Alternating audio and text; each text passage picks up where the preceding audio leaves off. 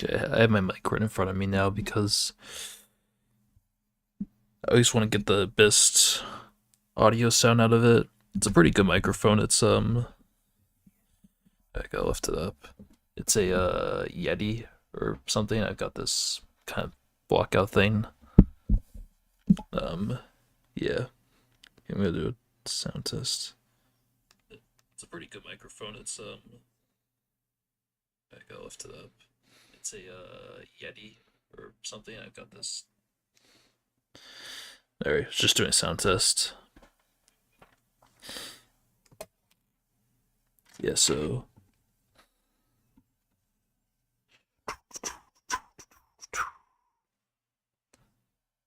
not really sure what I'm gonna be doing today, honestly. Hey, Lizzie Tonia, how's it going? Yeah, today's gonna be a different kind of stream. Not really gonna be playing any games, well, maybe, but probably just gonna talk and just watch stuff. How you doing? I'm doing good. How about you? How you doing?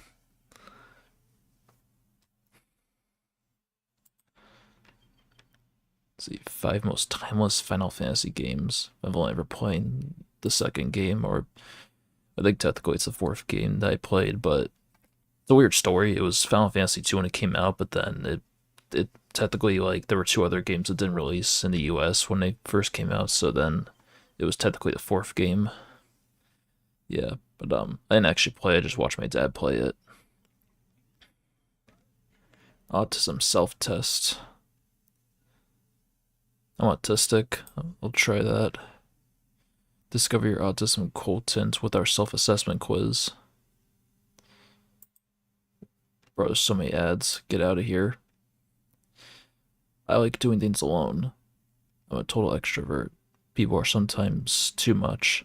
I am definitely a loner. Sometimes I guess. Nah, I love being with people. I enjoy a small group of friends. Yeah. I mean, this is kind of a weird question. I like being alone, but I do also like having a group of friends hanging around. I know, it's kind of weird. I wish I could get multiple answers.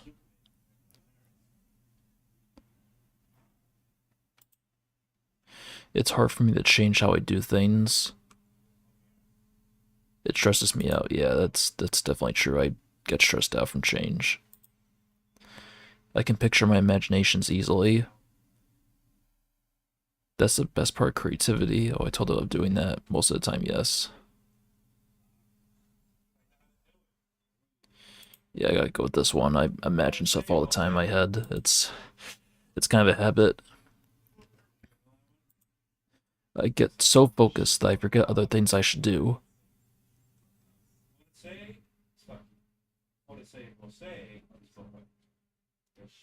I do this sometimes, yeah. I get focused so much on one thought that, like, other stuff kind of distracts me. Like, I could be thinking so much about, like, I don't know, this one video game that I just played, but then I might forget about something else that I had to have done. Sounds bother me more than they do to others.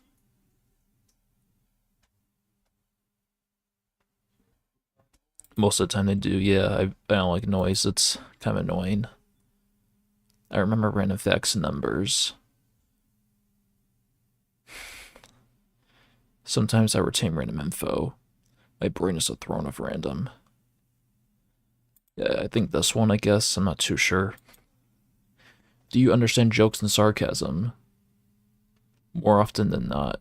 Rarely. Usually I do. Yeah, I think usually I do is fair. I'm good with sarcasm. I can picture characters as I read. Yes, it's the best part. Really, I can do that. Most of the time I can. I cast every single character. I think most of the time I can, I guess. Not really sure. I'm obsessed with my calendar. It's pretty darn important. I stress a little about it. Plans are made to be changed. I don't stress it. My calendar's my life. I like to keep most appointments. I don't know how to answer this one. This is kind of weird. I could get out here, stupid ads. Hmm. It's pretty darn important. I stress a little about it. Plans are made to be changed. I I'm not really obsessed with my calendar, but I do use it though. I don't stress it. I guess that's a fine answer. How do you feel about social gatherings? Slightly hesitant, mostly avoidant, usually enjoy them, always avoid them. Neutral feelings. If it's with friends and whatnot, people I know pretty well, then yeah, they're fun, but if it's like random strangers who are like I don't know at all, especially people who are like my parents' age, then yeah, it's just kind of boring. Honestly, I just would like prefer to be alone. I like to hang out in groups. Most of the time I'm down. Yeah, I think I that one's a good answer for me. How many of these are there? How do you react to unexpected plan changes? Neutral feelings, a bit disappointed but fine. Adapt instantly, feel a bit anxious, quite upset, extremely upset. I guess feel a bit anxious. Yeah, that's definitely something that kind of like, yeah, that's something that's just unexpected changes. I mean, I guess it depends. Like, actually, I'm gonna put neutral feelings.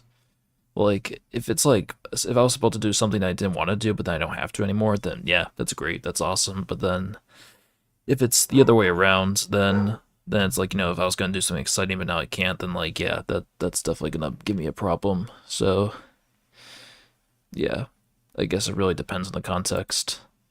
On the weekends, I like to go to parties.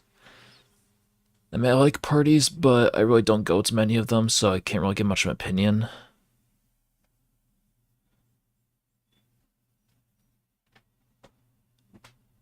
I'm gonna go with this one, I guess.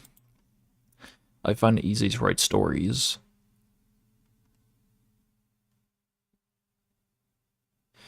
Yeah, I kind of like telling stories in my head. Like, I've created a lot of stories in my head, and I don't know, it's kind of fun to do. I wish I could actually make them come to life, but it's kind of hard. It's kind of hard to actually make a story come to life, but imagining in my head is like.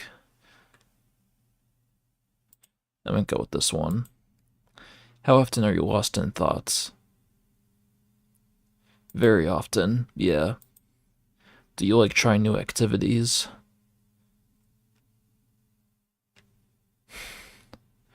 I mostly stick to my usual. Yeah, that's kind of how I am. I'm really not a big fan of new stuff, honestly. I love small talk. It's okay, I guess. I mean, I don't have a problem with small talk, but I'm not really good at starting conversations, so it's like if someone else can start the conversations, then like yeah, then it's like pretty easy. It's like fine, but for me it's kind of hard. I'm deeply attached to numbers and letters.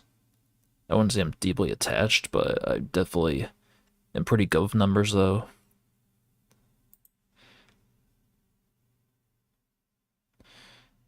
I have ranked the letters in order of fave to least fave.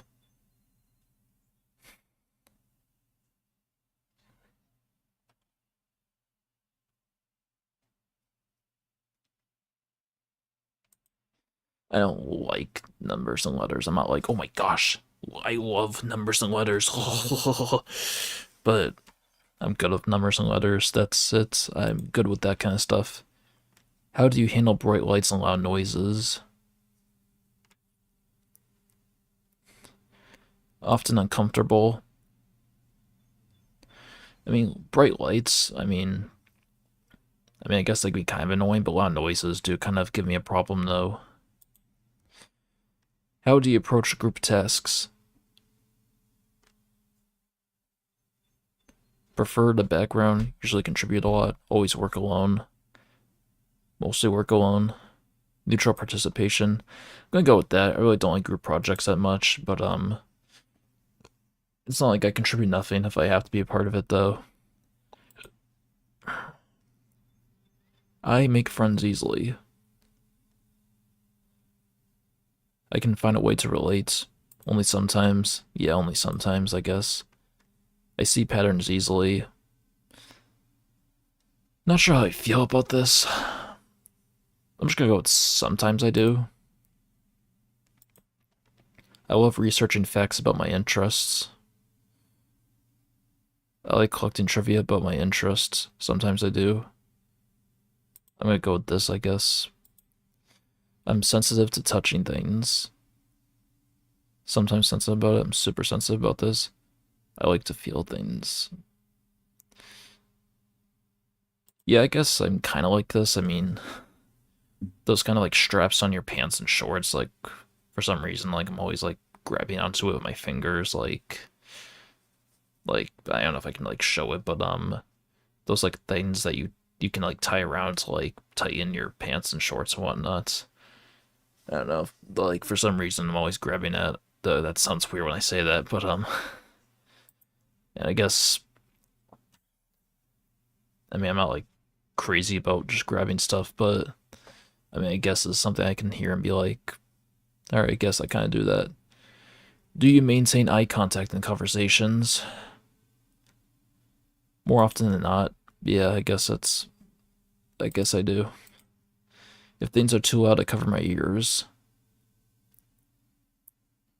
I've done this a few times. Yeah, I used to do this when I was a lot younger, but now though, I guess like I only do it if it's like too loud, like maybe thunder, because sometimes thunder can get a little too loud, which I don't like. There are foods I refuse to try. Maybe a few things. Yeah, I'll try stuff. I usually do try a lot of foods. Like, I'm not like super picky. I mean, there are things I like and things I don't like, but I am open to trying things. I'm a good meditator.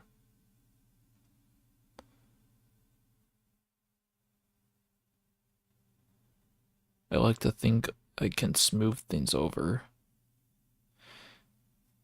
I'm just gonna go with this. I mean, I've meditated before, but I don't know. It's not like my thing necessarily. It's not something I do very often. How do you handle feedback?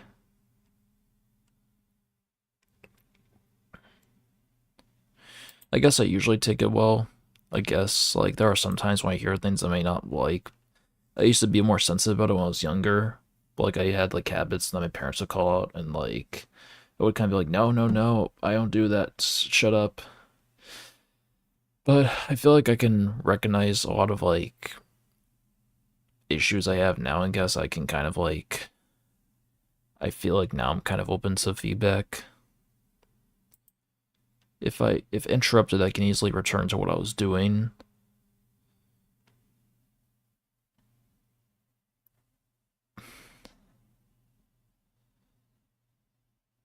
I'll go with this one, I guess. It depends what we're talking about, but I think most of the time I can like get back to what I was doing if I was interrupted. Is it difficult for you to articulate your thoughts and feelings?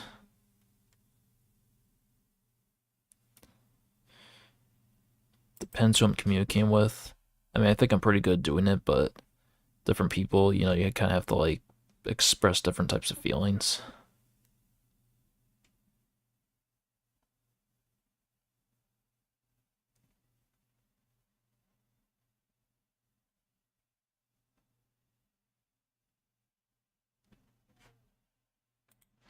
I'm gonna go with this one, I guess, actually. Do you prefer writing and texting over speaking?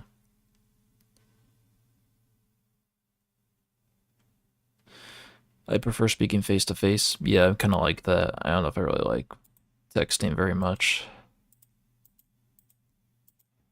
Wait, it shows both of them. Whatever. You just got home after a date. How do you feel? I've never gone home from a date before, so I have no idea. Just gonna go with this one, I guess. I mean, I've never been on a date before, so I really don't know. Gonna go with this one, I guess. Do you feel like people often misunderstand you?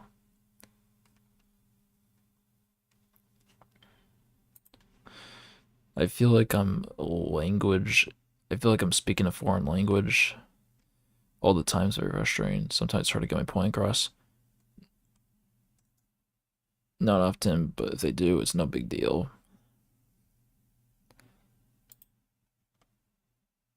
I guess maybe that. I feel like I don't think it's too hard for people to understand what I'm saying. I don't think so. Do you struggle with completing multiple tasks in a day?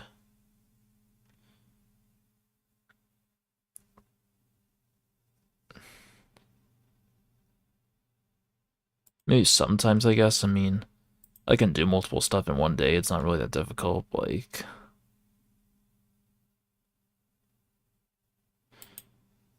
would you say holding down a job is difficult for you? Well, I don't think I really have a job right now, so I don't know.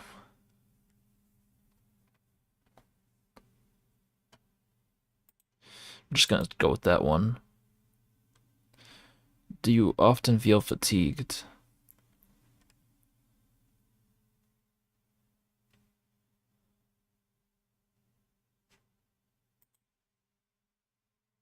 I'm gonna go with this one, I guess. Which of these activities sounds preferable? Going outside, but somewhere quiet and fairly secluded. Going to a concert or a party. Meditating by myself. Coloring book night. Playing a video game or working on an art project alone at home. Going to the beach with a couple of friends.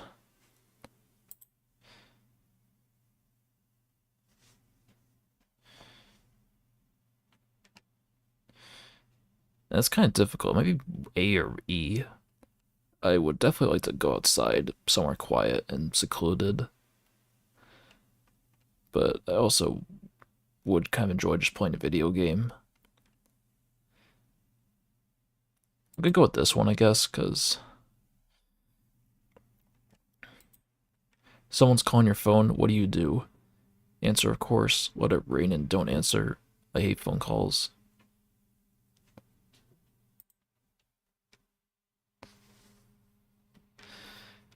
If I'll answer if I'm not busy, but I'd rather not talk on the phone. Will the caller to hang up as soon as possible? Depending on who it is, I'll answer. Yeah, that's definitely true. My parents usually tell me to just leave it to voicemail if it's someone I don't know. Well, what the hell? Do you feel like you often offend people unintentionally?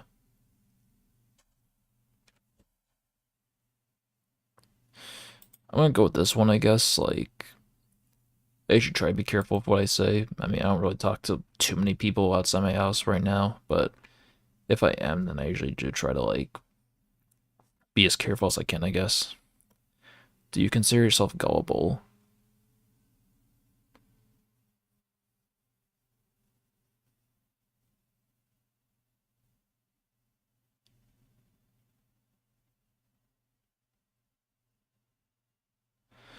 Yeah, this is a tough one.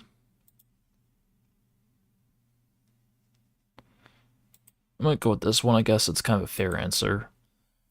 How many of these are there? How are your decision making skills? I struggle with decision making and thrive best with routines already in place.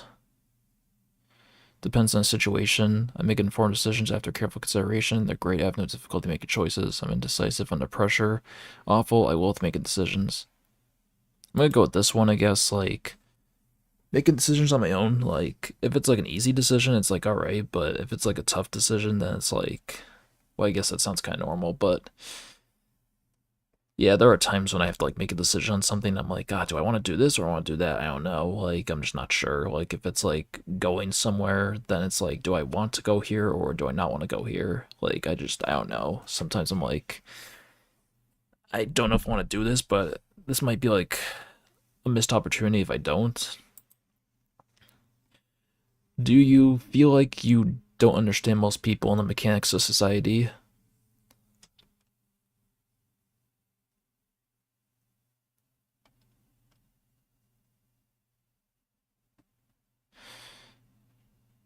I'm not really sure. I wish I could just put unsure as an answer. I mean, that would be kind of nice. I am unsure.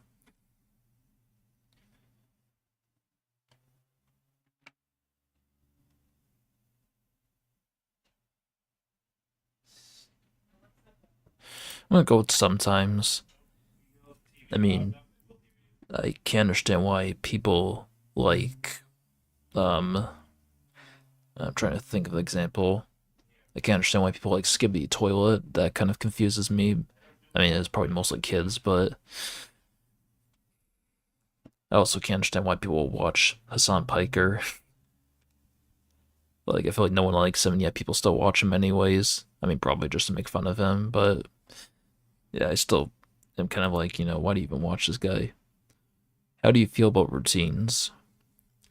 I need them to function on a day-to-day basis. I hate them, but okay, this freaking mouse, holy shit, like just I hate them. Too much structure bores me. Routines are helpful. I prefer routines. I'm gonna go with this, I guess. It's nice to have routines. It makes things like a little bit easier to like do stuff. You're having a chaotic day. How do you handle it? I need to find my moments of zen. I do my best to get through it. I get very anxious, but I think I can manage. Yeah, honestly, I usually don't like when things get chaotic very much. Yeah, that can definitely bother me. Do you feel like you have to wear a mask in order for others to accept you? First, I was thinking of like a COVID mask, but I think this is like a mask as in like putting on a fake identity all the time. I feel like too little or too much if I don't. I'm working on being more authentic. Never they can take me or leave me as I am. I adapt while staying true to myself. Yeah, I guess this describes me best. I like to be true to myself. Can you perform tasks quickly? It depends on task's complexity. Yeah, this is definitely true. Are you very sensitive to smells? No. Do you feel alone even around other people?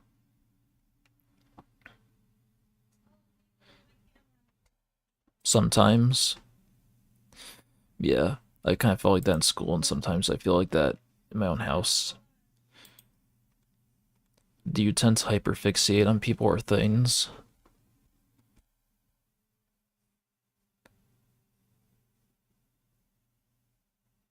I do, to the point where I feel interest in things outside of it and forget to care for myself. I'm gonna go with sometimes. Discover your autism and quoting of ourselves. You may be on the spectrum. Click here for your results. No, so I guess this was basically an autism test. I mean, I already knew I had autism, but I guess I just wanted to see if this would, like, say anything for me. Whatever. Well, I did that, so what next? What should I do now? Taylor Swift fixes wardrobe malfunction during Eras tour. What does that even mean? How do you fix wardrobe malfunction? What? Okay, let's go on YouTube.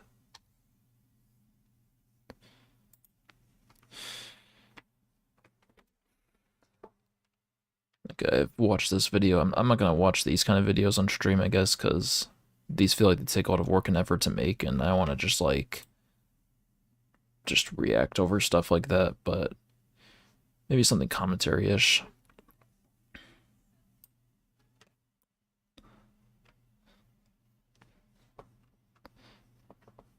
We tried the Minecraft cookbook in real life. Sapnap.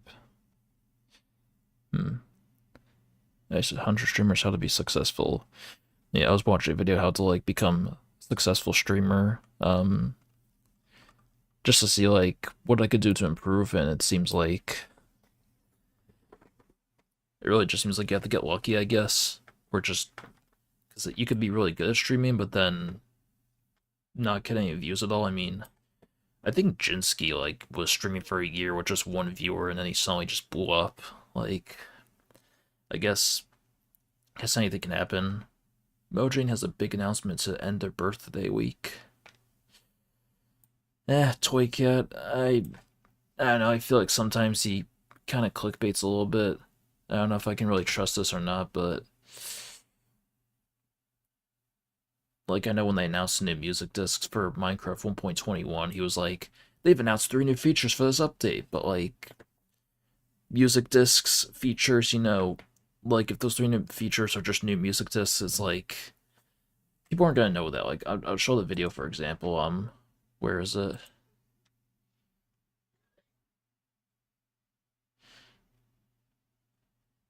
Tricky Trials update announced with 3 new features. Like here he's talking about the music discs, but like if you don't know there's new music discs, people are gonna look at this and think like, wait, there's new features coming? Like, yeah, I just think it's kind of misleading. But yeah, I guess I'll watch this video, see what it's like.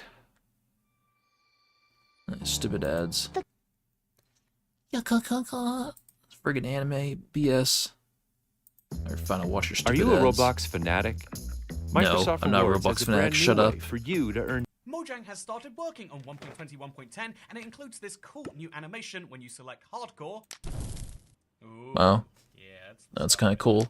Now that we know they're working on the next update after 1.21, we know the Tricky Trials update is finished, at least for Bedrock, and now we wait for the release date of this highly anticipated update. And Highly anticipated. Yeah, right. Would it make sense for the official release date and trailer to be revealed on the last day of Minecraft's birthday thing, day 15? Well, looking at previous that kind of years, makes they sense. tend to release Minecraft updates in the first couple weeks of June, and when they do that, they announce Release date announced. 1.19 The Wild update Thursday, May 26, 2022. 1.20 Trails and Tales Friday, May 26, 2023. So both these release dates were announced on May 26. Well, today's May 25th, so that's tomorrow. And they could announce the release date tomorrow.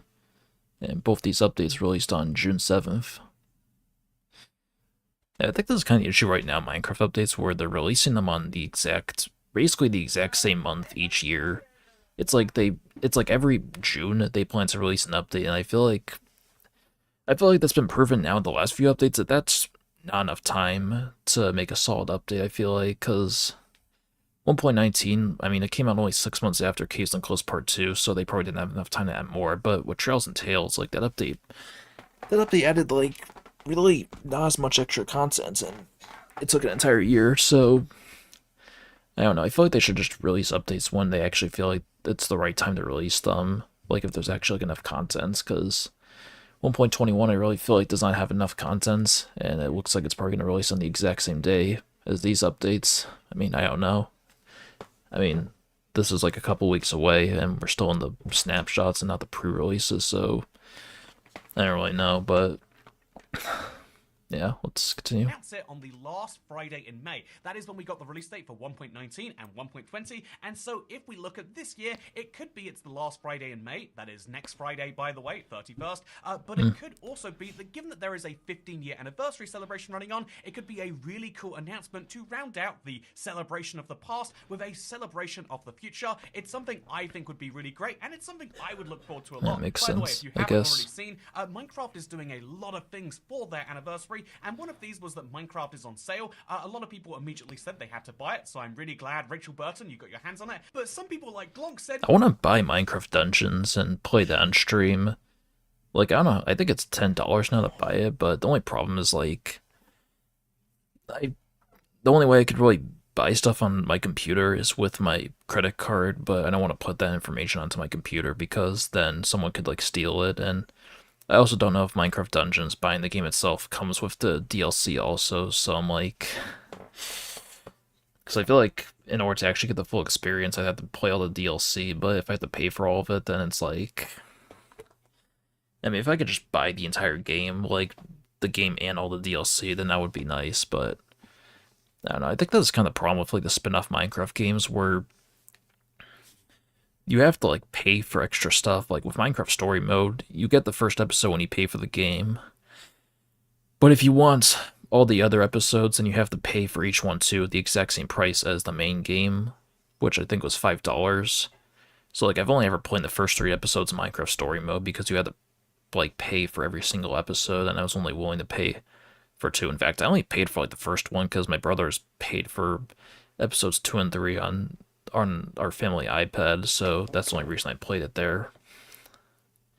But yeah, I kind of want to play Minecraft Dungeons, but I'm really not sure if I'm gonna or not. It, like, depends on how I can pay for it and if I can get all the DLC along with it. wait, they charge $40 for Minecraft now? That is so much more than Wait, they charge $40? I didn't see that. It's $40 now? Alright, let's see. How much is Minecraft?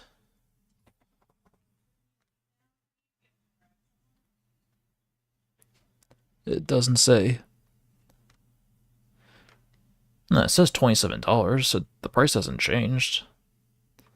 I don't know where this idea came from, this $40.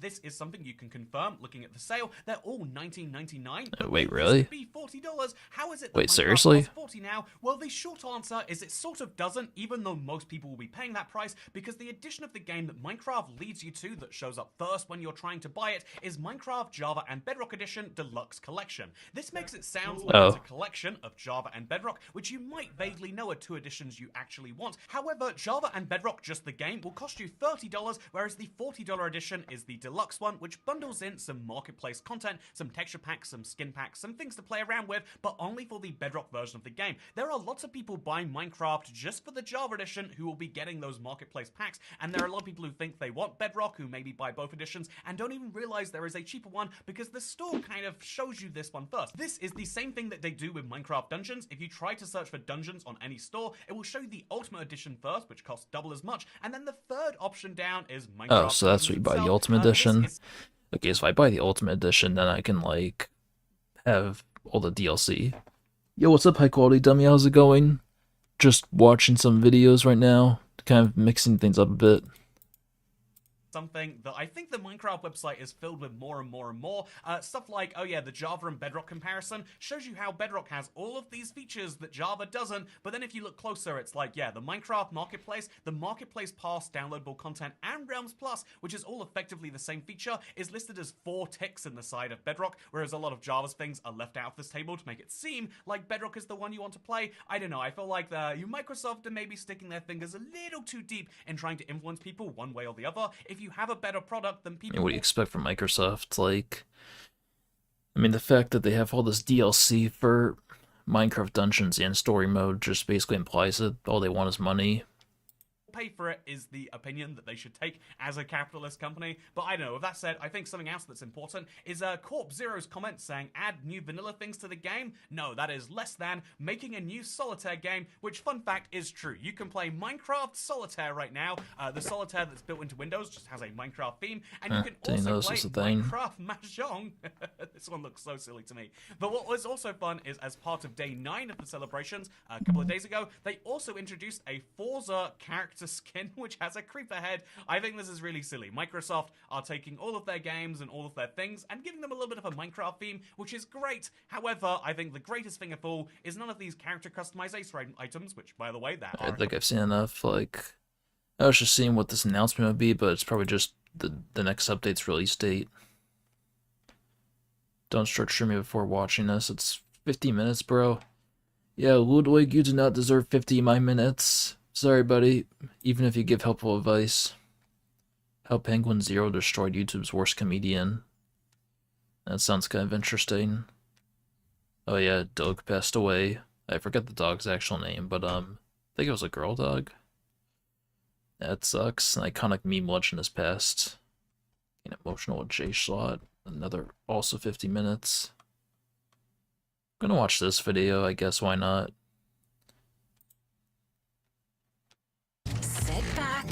Enjoy the show. Enjoy the show. Def Noodles has made a lot of mistakes during his online Oh, wait a second. Def Noodles. I think I've heard this guy. career, but picking a fight with Charlie over some Oh, yeah, friendly I think criticism I've heard was by this. far the worst. Greatest crime that I committed was to have caused the great moist critical to cringe. I have unfortunately committed the Oh, most... yeah. I've seen this guy, like...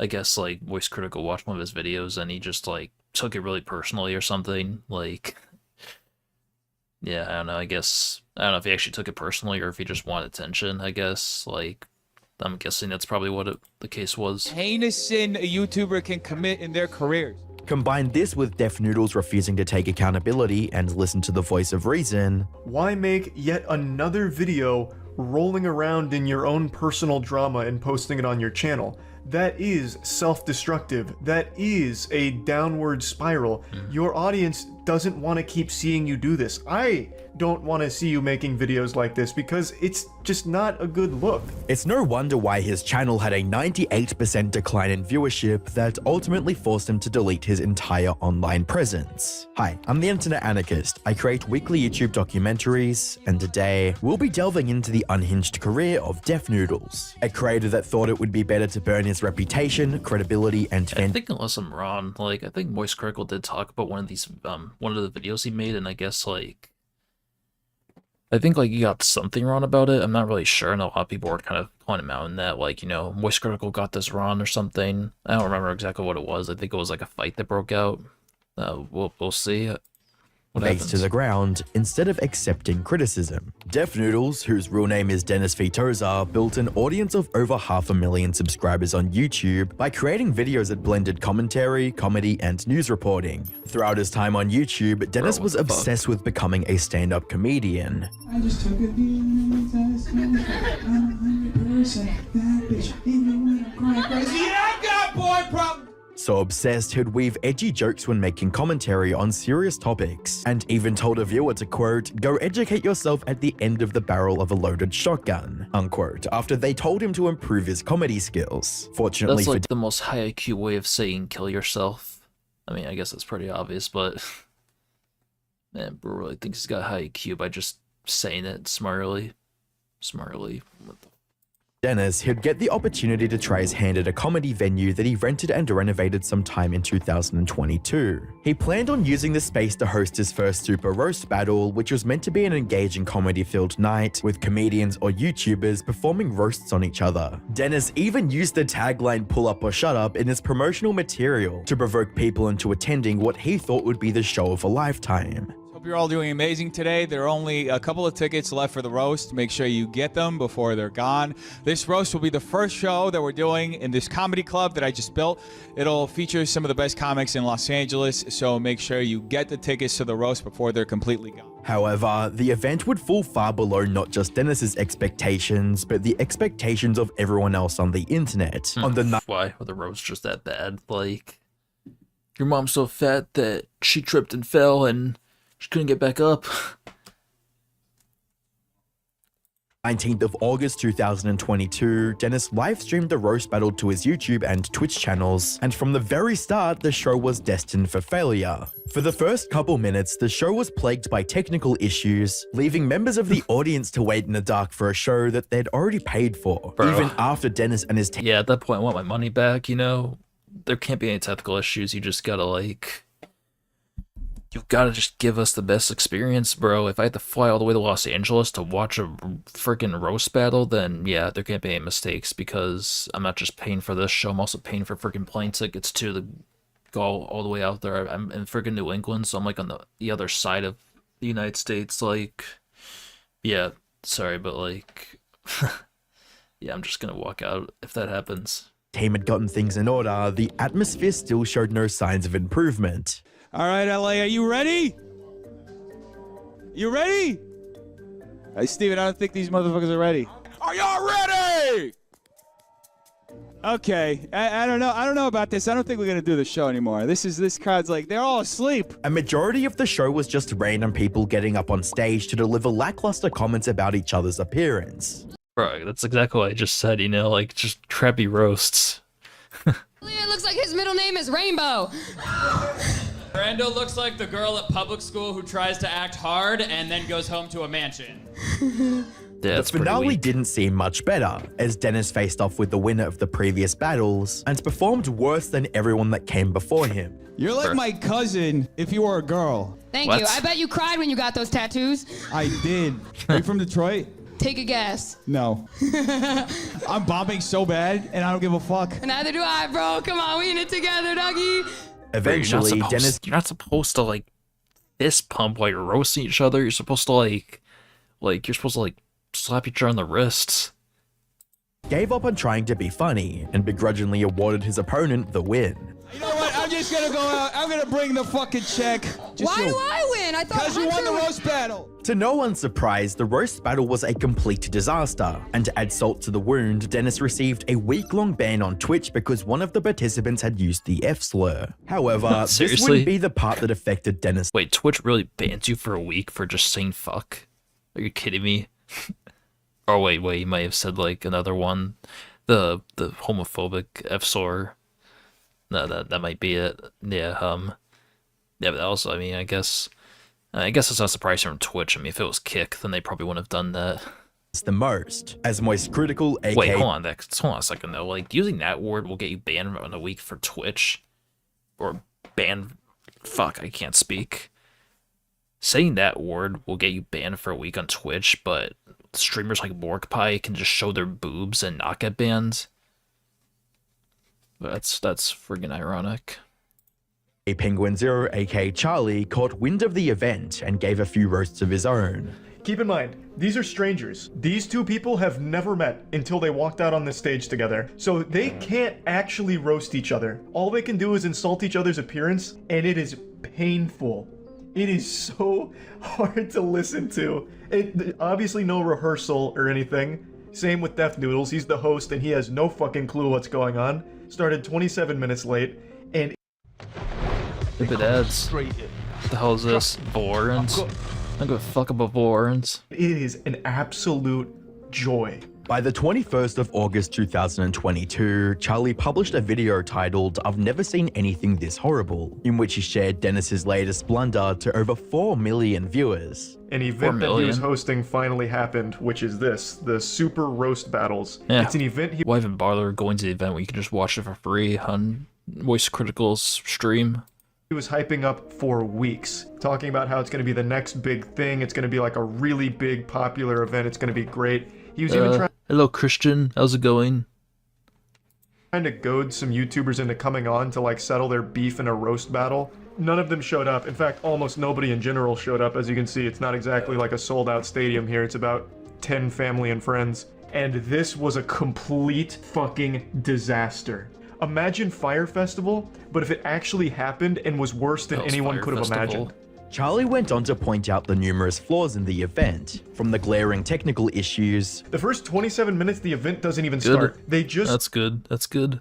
like cycle through YouTube playlists of rap or popular music. So they didn't start on time. People just sit here doing fucking nothing for 26 minutes listening to bad music. To Damn. assembling random comedians who had prepared no material to work with. What he did is he assembled a few people who said they've told a joke before in their life, and he had them roast each other. Nobody knew each other, literally nobody. So all they can do is roast each other's appearance because they don't know them. They're random people that he got together and told them to roast each other. However, the detail that stood out to Charlie the most was Dennis's obvious insecurities with not being that funny. He's not even like making retorts. He's just feeling insecure now. He's like, you win, please stop, I'm dead. Please, God, stop. Now you're just hurting my feelings. You're fired. Dennis's attempt to take his comedy career to the next level. Bro, like, I feel like there's so many comedians out there that just are like, how do I describe them? Like Arthur Fleck, I think, like the guy from the Joker movie, or if he was Joker. Bro, like, I wish people would just know that they're not funny, so they would just not try and, like, be comedians, at least. Like, I feel like if people just knew what their skills and flaws were, I feel like the world would probably be a much more structured place. Like, I mean, yeah, not everyone's gonna be good at everything, but like, yeah, I feel like bad comedians need to know that, all right, I'm not a good comedian. Maybe I should try something else, or at least try and get funny. I mean, I don't know if that's possible. I feel like humor comes naturally, honestly. Like, I mean, you could tell funny jokes, but like, I feel like just being a funny person is like, yeah, I feel like that comes naturally. Not everyone's funny, and you know, that's fine. Not everyone's the best cook in the world. Not everyone's like the best race car driver in the world. Not everyone is, you know, not everyone's the best athlete. You know what? I just feel like certain places people can kind of recognize, you know, okay, I'm not good at this, so I'll try this. But in the world of comedy, people will not realize that they're not funny, and they'll keep trying to be funny anyways. Had fallen flat, and everyone on YouTube was mocking him for it. But that didn't mean his dreams of being a good comic were over. In fact, if Dennis could take the criticism with grace and use it to make his next show more entertaining, perhaps this story would have ended a little differently. Beavis and Butthead. Unfortunately, Dennis saw a different path that didn't involve improving on his mistake. Beavis and Butthead are infinitely more funny than this guy. Like, I mean, if he's got like Beavis and Butthead on his freaking computer, like he should probably take advice from them, you know, just be like, oh, wow, this sucks. Yeah, guys. Wow, that's really cool. I mean, just copy them, like, if you want to, like, be funny. But rather making more of them. On the 22nd of August 2022, Dennis would upload a now deleted response to Charlie titled, "My apology to Moist Critical for first Super Roast Battles," which only served to harm his reputation even further. Well, I am thoroughly disappointed that I dared to put on something together for my fans and that the ones who attended thoroughly enjoyed the experience, or so they told me. I'm appalled that I could be such a fool to think that I could fulfill my job and be in entertainment when in fact I am nothing of the sort. I am not a comedian. You're not funny. I'm not even a human. You're not. I'm just a clump of cells currently existing and spewing raw bullshit that I'm reading directly from a prompter. Yeah, Your you are. entertainment. I am sitting here ludicrously buckling to my knees, self-deprecatingly acquiescing to the oh-so-great Moist Critical because you didn't like my roast. Dennis clearly didn't like the fact that Charlie and many commentators had given valid criticism towards his roast battle, and was now using a veil of satire to hide it. Boy, Mr. Moist Critical, I thank you for your profound observations. I thank you for showing me the light. If you want to respond to Moist Critical, just be like, hey, fuck you, Moist Critical. I'm the funniest guy in the world. You could suck my balls for all I care. Like, like seriously, just like, this is just like, this feels like coping basically. Like this feels like some last ditch effort to like try and be funny. Like, you know, you could just like seriously just like go all out, just be like, you know, I don't give a fuck, you know, I don't give a fuck what you say. Like, you can just lick my balls. I mean, I don't know if that would still be funny, but like, this is way better than this. Like, I will once again produce a Super Roast Battle 2 weeks from now, so we... He is not thankful. Yeah, he's not thankful. Like, seriously, I mean, you're given a massive shout out from a big, massive content creator. Like, you know, I mean, I guess he's kind of taking advantage of that, but like in the wrong way. So you could just like, I mean, you could just like take the criticism and just do a better show. But then this is like cope basically. We can wrong every right that was left unturned. While Dennis would later retract many of his poorly thought out comments, he had already started something he couldn't finish, as Charlie uploaded another video titled "My Response to the Drama." I don't want this to be construed as some kind of personal attack or anything personal. Like I said when talking about the event, I don't really know Def Noodles. I don't hate him. I've only seen a couple of things on Twitter where he said or did some bad shit that people were dunking on him for. Charlie went on to analyze Dennis's framing of the situation as allegations. Here we are once again, addressing more allegations. This is such a weird way of starting the video because I didn't make any allegations against him.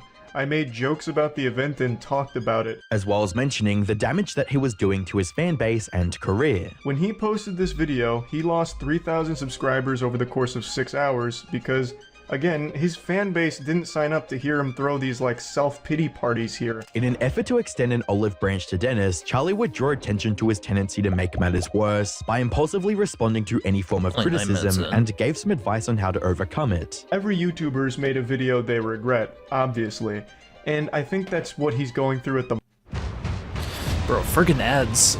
Piss off. a moment where he's impulsively responding to things that are kind of non-issues. Dennis had a pattern of giving knee-jerk reactions to criticism and injecting satire or comedic elements into serious discussions. But why was he like this? What happened during Dennis's YouTube career that made him think it would be a good idea to respond to valid criticism with jokes and satirical statements? Dennis's career as a YouTuber began in late 2018, making reaction and commentary videos on various popular Filipino singers. While he initially didn't garner significant viewership, Dennis seemed to enjoy creating videos for a small but loyal fan base. This is my first video on this channel. I call it Deaf Noodles because I love noodles. And I also love learning about Filipino culture. As time passed, Dennis gradually built up confidence as a Does creator. Filipino culture have to do with comedy? He's playing the victim card? Yeah, pretty much. And developed his own signature style of content. Bro, this chick. Better go outside, how about that? More on a comedic side. He also branched out into making Facebook and Reddit meme compilation videos to further boost his growth on YouTube. By September 2019, Dennis had surpassed over 150,000 subscribers. And if this guy reached like 500,000 subscribers, it probably means he has to be good at what he does. I mean, does it? I mean, I'm not really sure, I guess, like...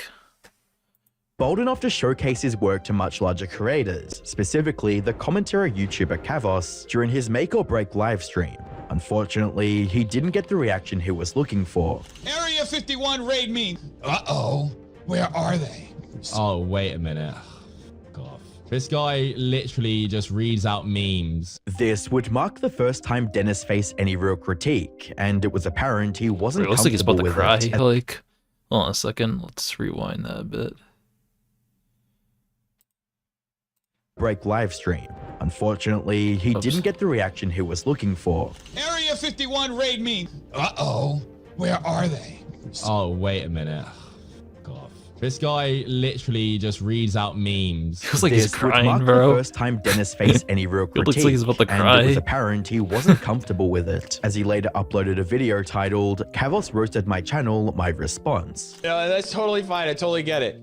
Outside of the fact that I'm a douchebag, I don't find myself to be a douchebag. I don't know what in my video caused you to think that I'm a douchebag, but I totally understand that, and that's totally your prerogative. The entire video was of Dennis deflecting every piece of constructive advice that Kavos offered to protect his ego. Despite how much Kavos's comments had affected him, Dennis would try to brush it off by stating, Thankfully, I'm at a point in my life where I have self-confidence, and I'm not going to place my entire self-worth on someone else's opinion of me. However, a week later, Dennis showed his true feelings on the matter with a now deleted video titled, "Kavos made me want to quit YouTube." In Dennis's mind, there was no room for negative feedback towards anything he created, and anyone giving You're such gonna feedback try and quit YouTube because of one fucking guy? Well, I think he's probably joking, but like, bro, like, literally,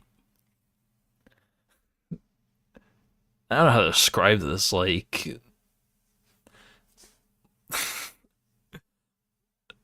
it's like you're basically taking advantage of tension in like the wrong way. Like, you know, this is just so fucking weird. Holy shit! Like. I mean, like, you're not, like, making yourself look funny by doing this. You're just making yourself look like an actual sissy. Sensitive guy and a victim player. Yeah, like, exactly. Like, it's like he's just trying to ironically act like he's offended and whatnot, but it's just, like, it just makes him look actually offended the way he's doing it. Like, oh, this guy upset me. I want to quit YouTube now. Ha ha ha. Ha, psych, you really think I think that? Yeah, we do think you think that. Like...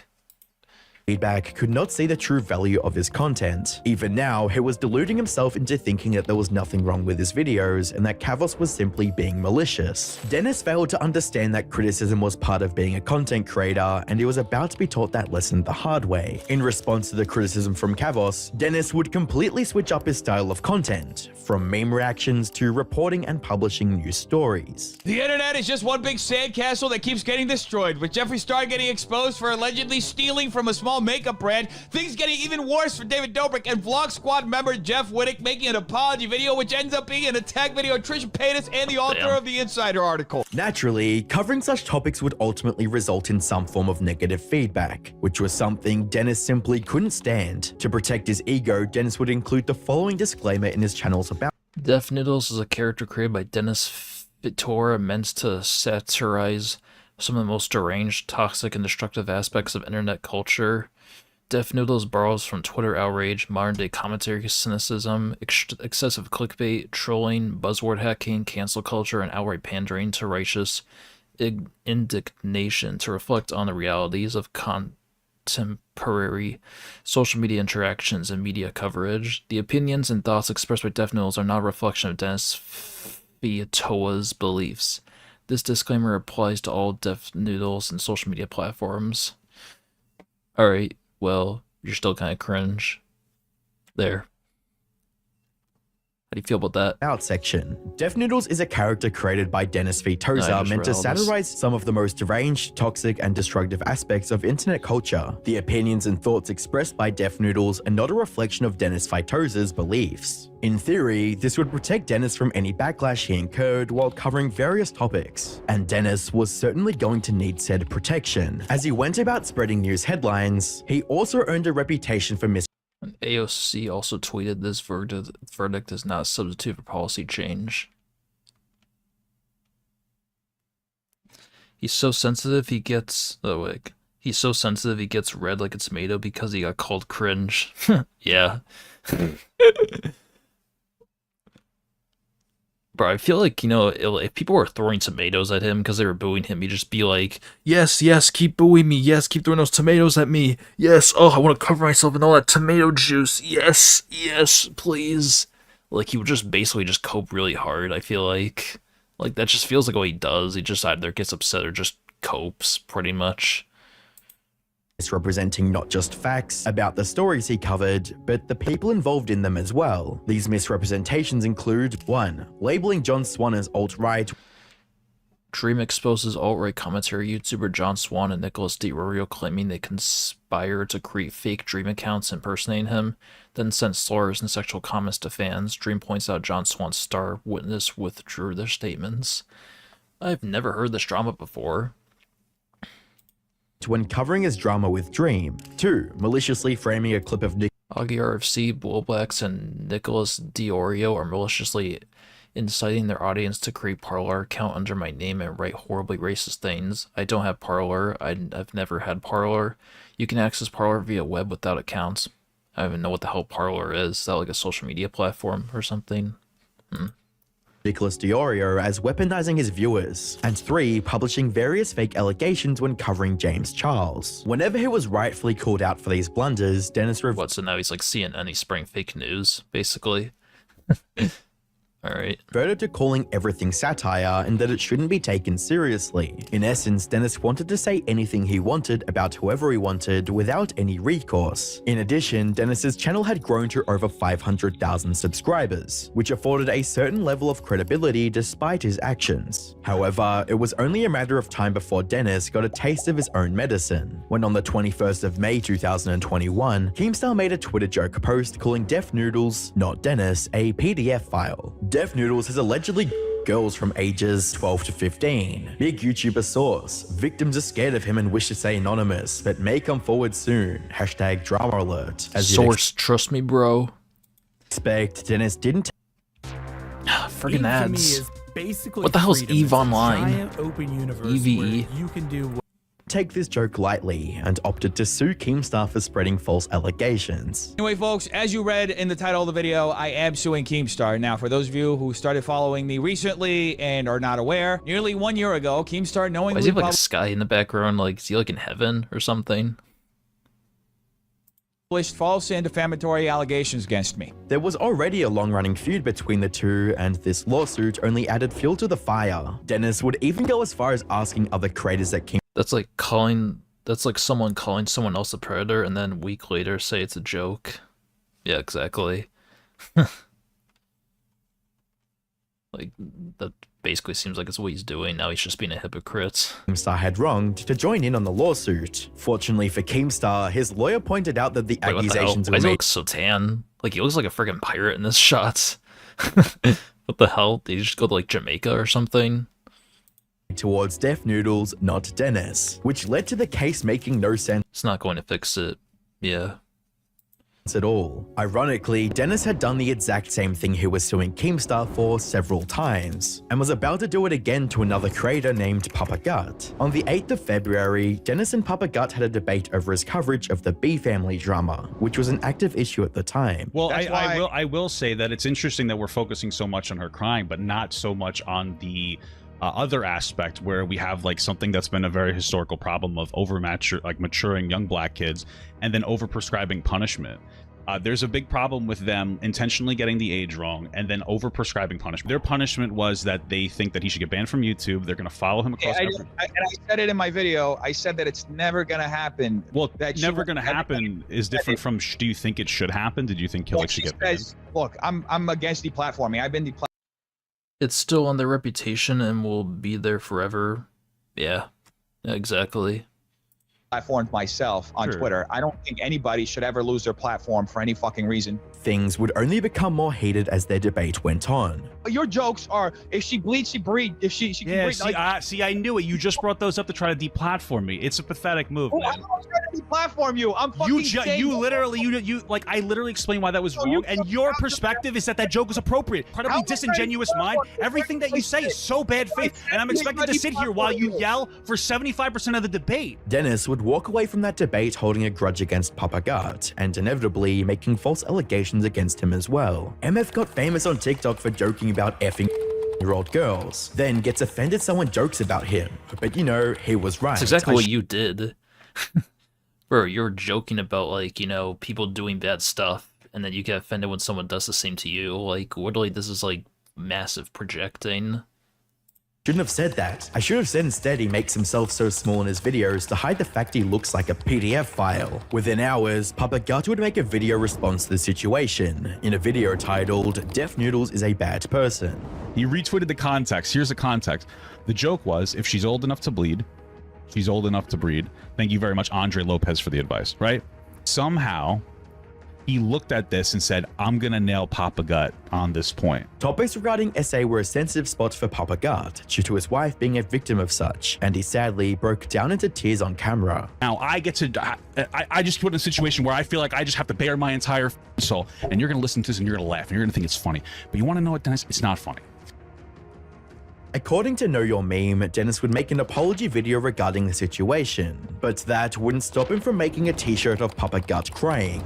Yes, he made a t-shirt, okay, of me crying, and this is like the 10th time that he's put this up. I think that he thinks it upsets me. Dennis had proven himself to be very thin-skinned when it came to any form of criticism or call-out. He'd vengefully attack anyone who he thought bruised his ego and labeled his mistakes as jokes. However, what he did during his second roast battle showed how far Dennis was willing to go to sustain his fragile sense of self. Fast forward to the 2nd of September 2022, Dennis is once again hosting a super roast battle, but this time it's with a twist. One of his biggest critics was in attendance. A creator by the name of Salvo Pancakes had taken Dennis's offer to join the roast battle and brought dozens of fans with him. While Salvo was unable to attend the first roast battle, his presence this time dramatically changed the atmosphere in the venue, as he began riling up the crowd before the show even started.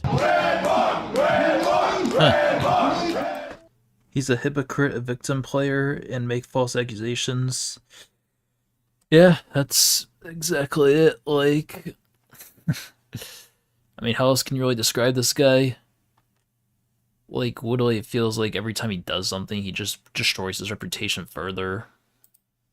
Given the circumstances, Dennis was getting the lively show he wanted, and would probably have had a successful show if things continued this way. All Dennis had to do was come out and face Salvo like a true comedian, but sadly, he had other ideas.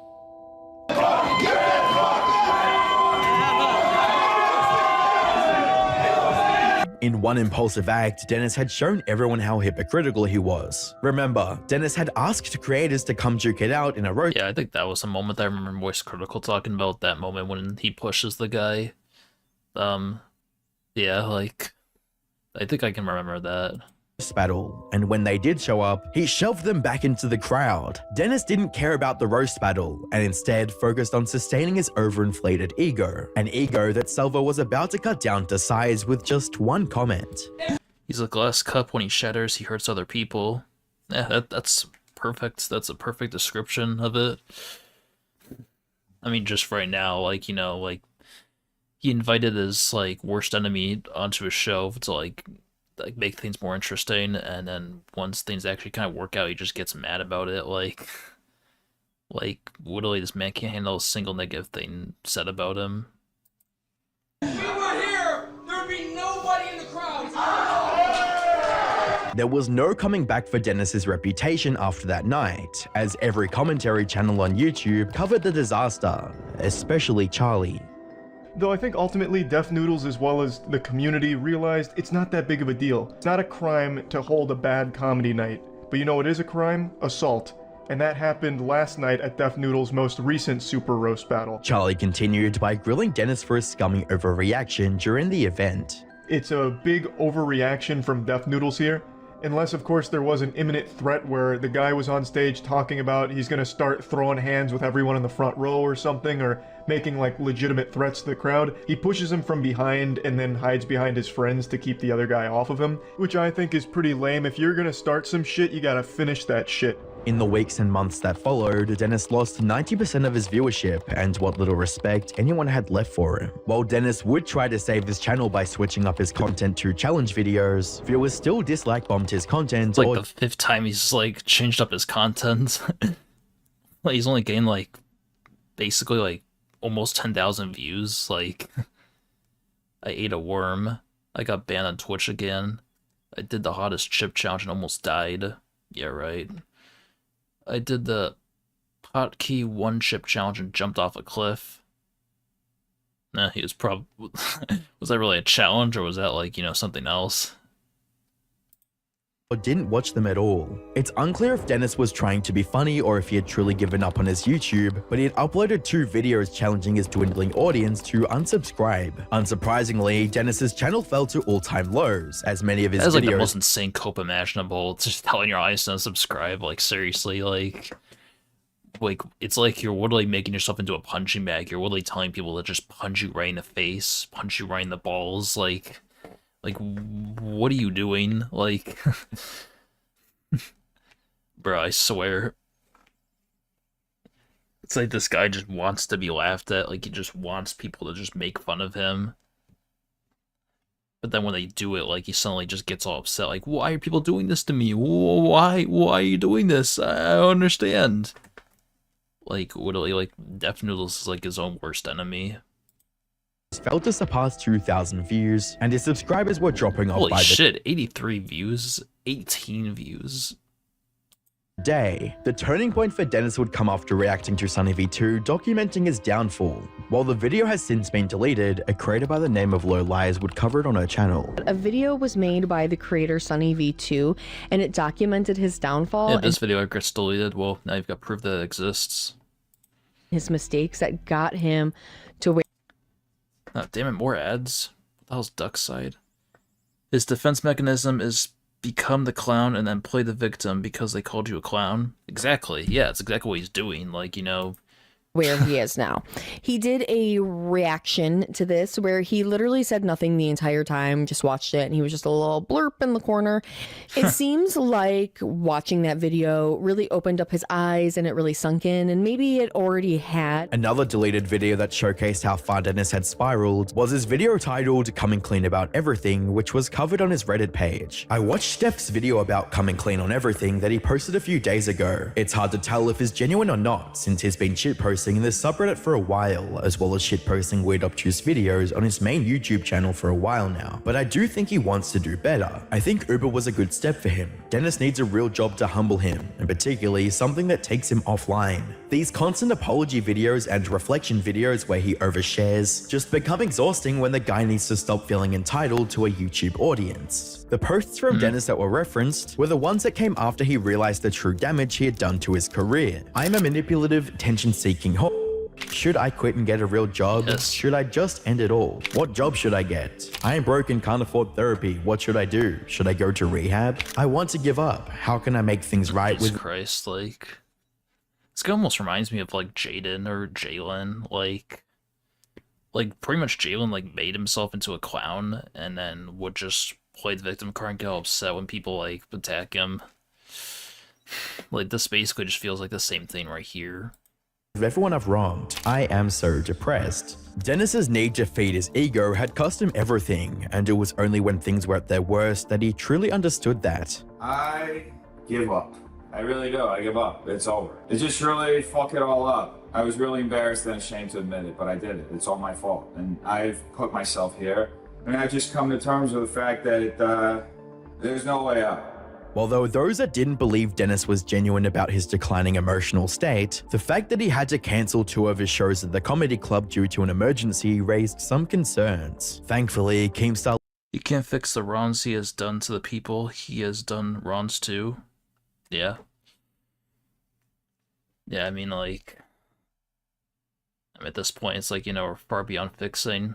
later confirmed that Dennis was still alive. Checked in with Dev Noodles, he is alive. All can say for now for those that are concerned. Dennis's obsession with being seen as a funny comedian was what truly led to his downfall. This obsession pushed him to create a comedic persona that poorly reported the news, and eventually started the roast battle that destroyed his reputation as well as his finances. To make matters even worse, Dennis didn't have the mental stability to endure the criticism that comes with being a creator, which became the root cause of many controversies. All these factors slowly eroded the trust and respect Dennis had with his fan base, as many of them decided to leave rather than watch his self-destructive antics. As of May 2024, Dennis has wiped all of his social media platforms of prior posts, and it's unlikely he'll ever be ready to return. However, we can only hope that he sees the error of his ways and takes necessary steps to put his life back together. At the end of the day, he doesn't deserve to have his life ruined over being unfunny and not being able to take criticism. Click the video on screen to find out how Penguin Zero destroyed YouTube's worst content thief. It's like so many videos about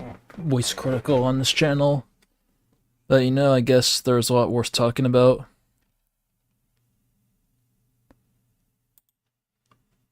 Alright, well, that video's done. Alright, what should I watch next?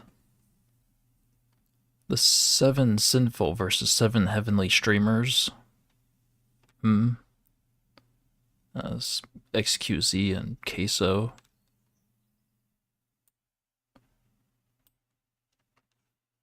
Jeff the Killer might be lost media forever. I only know about Jeff the Killer because of Yo Mama.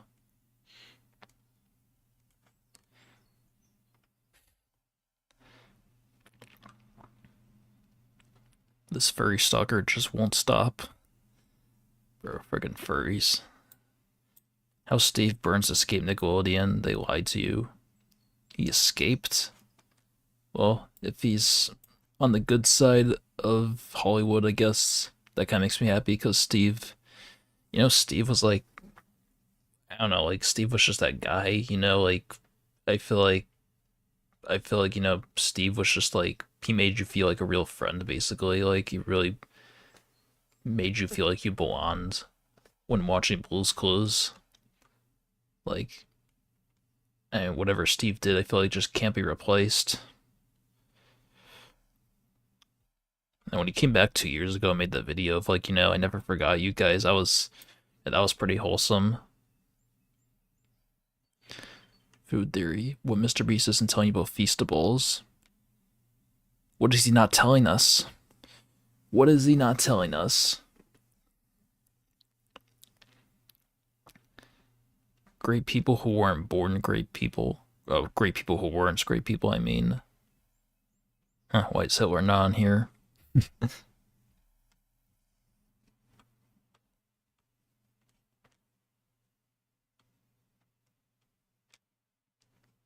Opera, YouTube's worst sponsorship.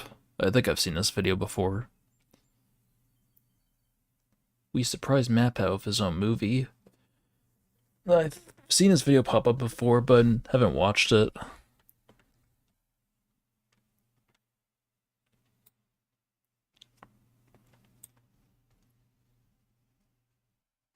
To catch a Kick Predator.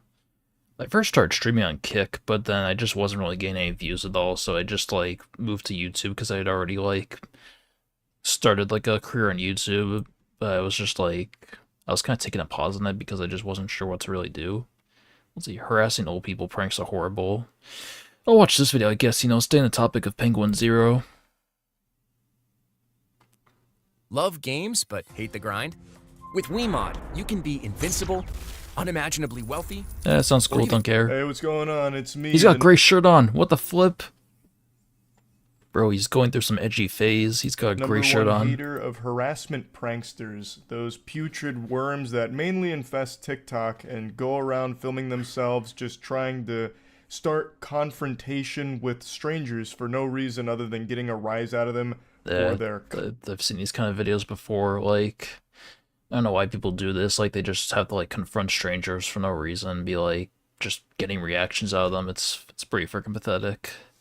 Content. And then the second that one of the victims starts to fight back, whether it's arguing or even trying to get physical, the sniveling cowards then do their best to go into panic mode, rapidly trying to de-escalate the situation they've caused. Like, chill, calm down. What are you getting so worked up about? I'm just pretending to be a mentally ill douchebag starting shit. Almost God, every so prank YouTuber. Yeah, pretty much.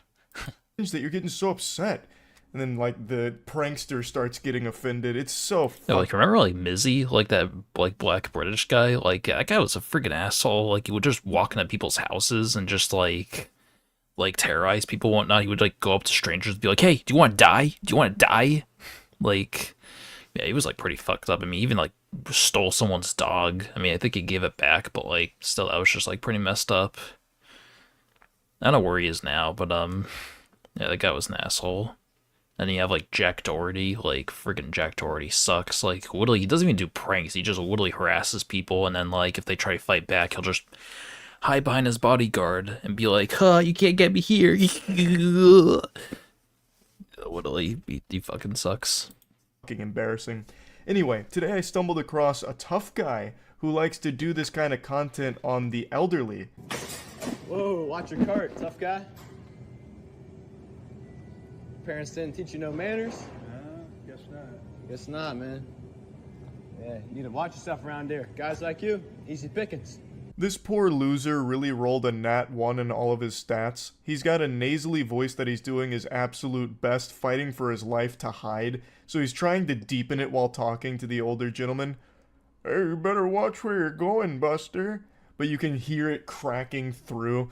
It's like a child on Xbox Live pretending to be older by just making a deep voice sound. He's also got a dog shit, unlovable attitude, so I feel like he was probably bullied in high school with spitballs shot into the back of his head, and now that he's out of high school, he's trying to do something with his life, and this is what he's chosen here for some clout on TikTok. Just trying to harass an old man who is not playing ball with any of this garbage here. This old guy has the patience of a saint.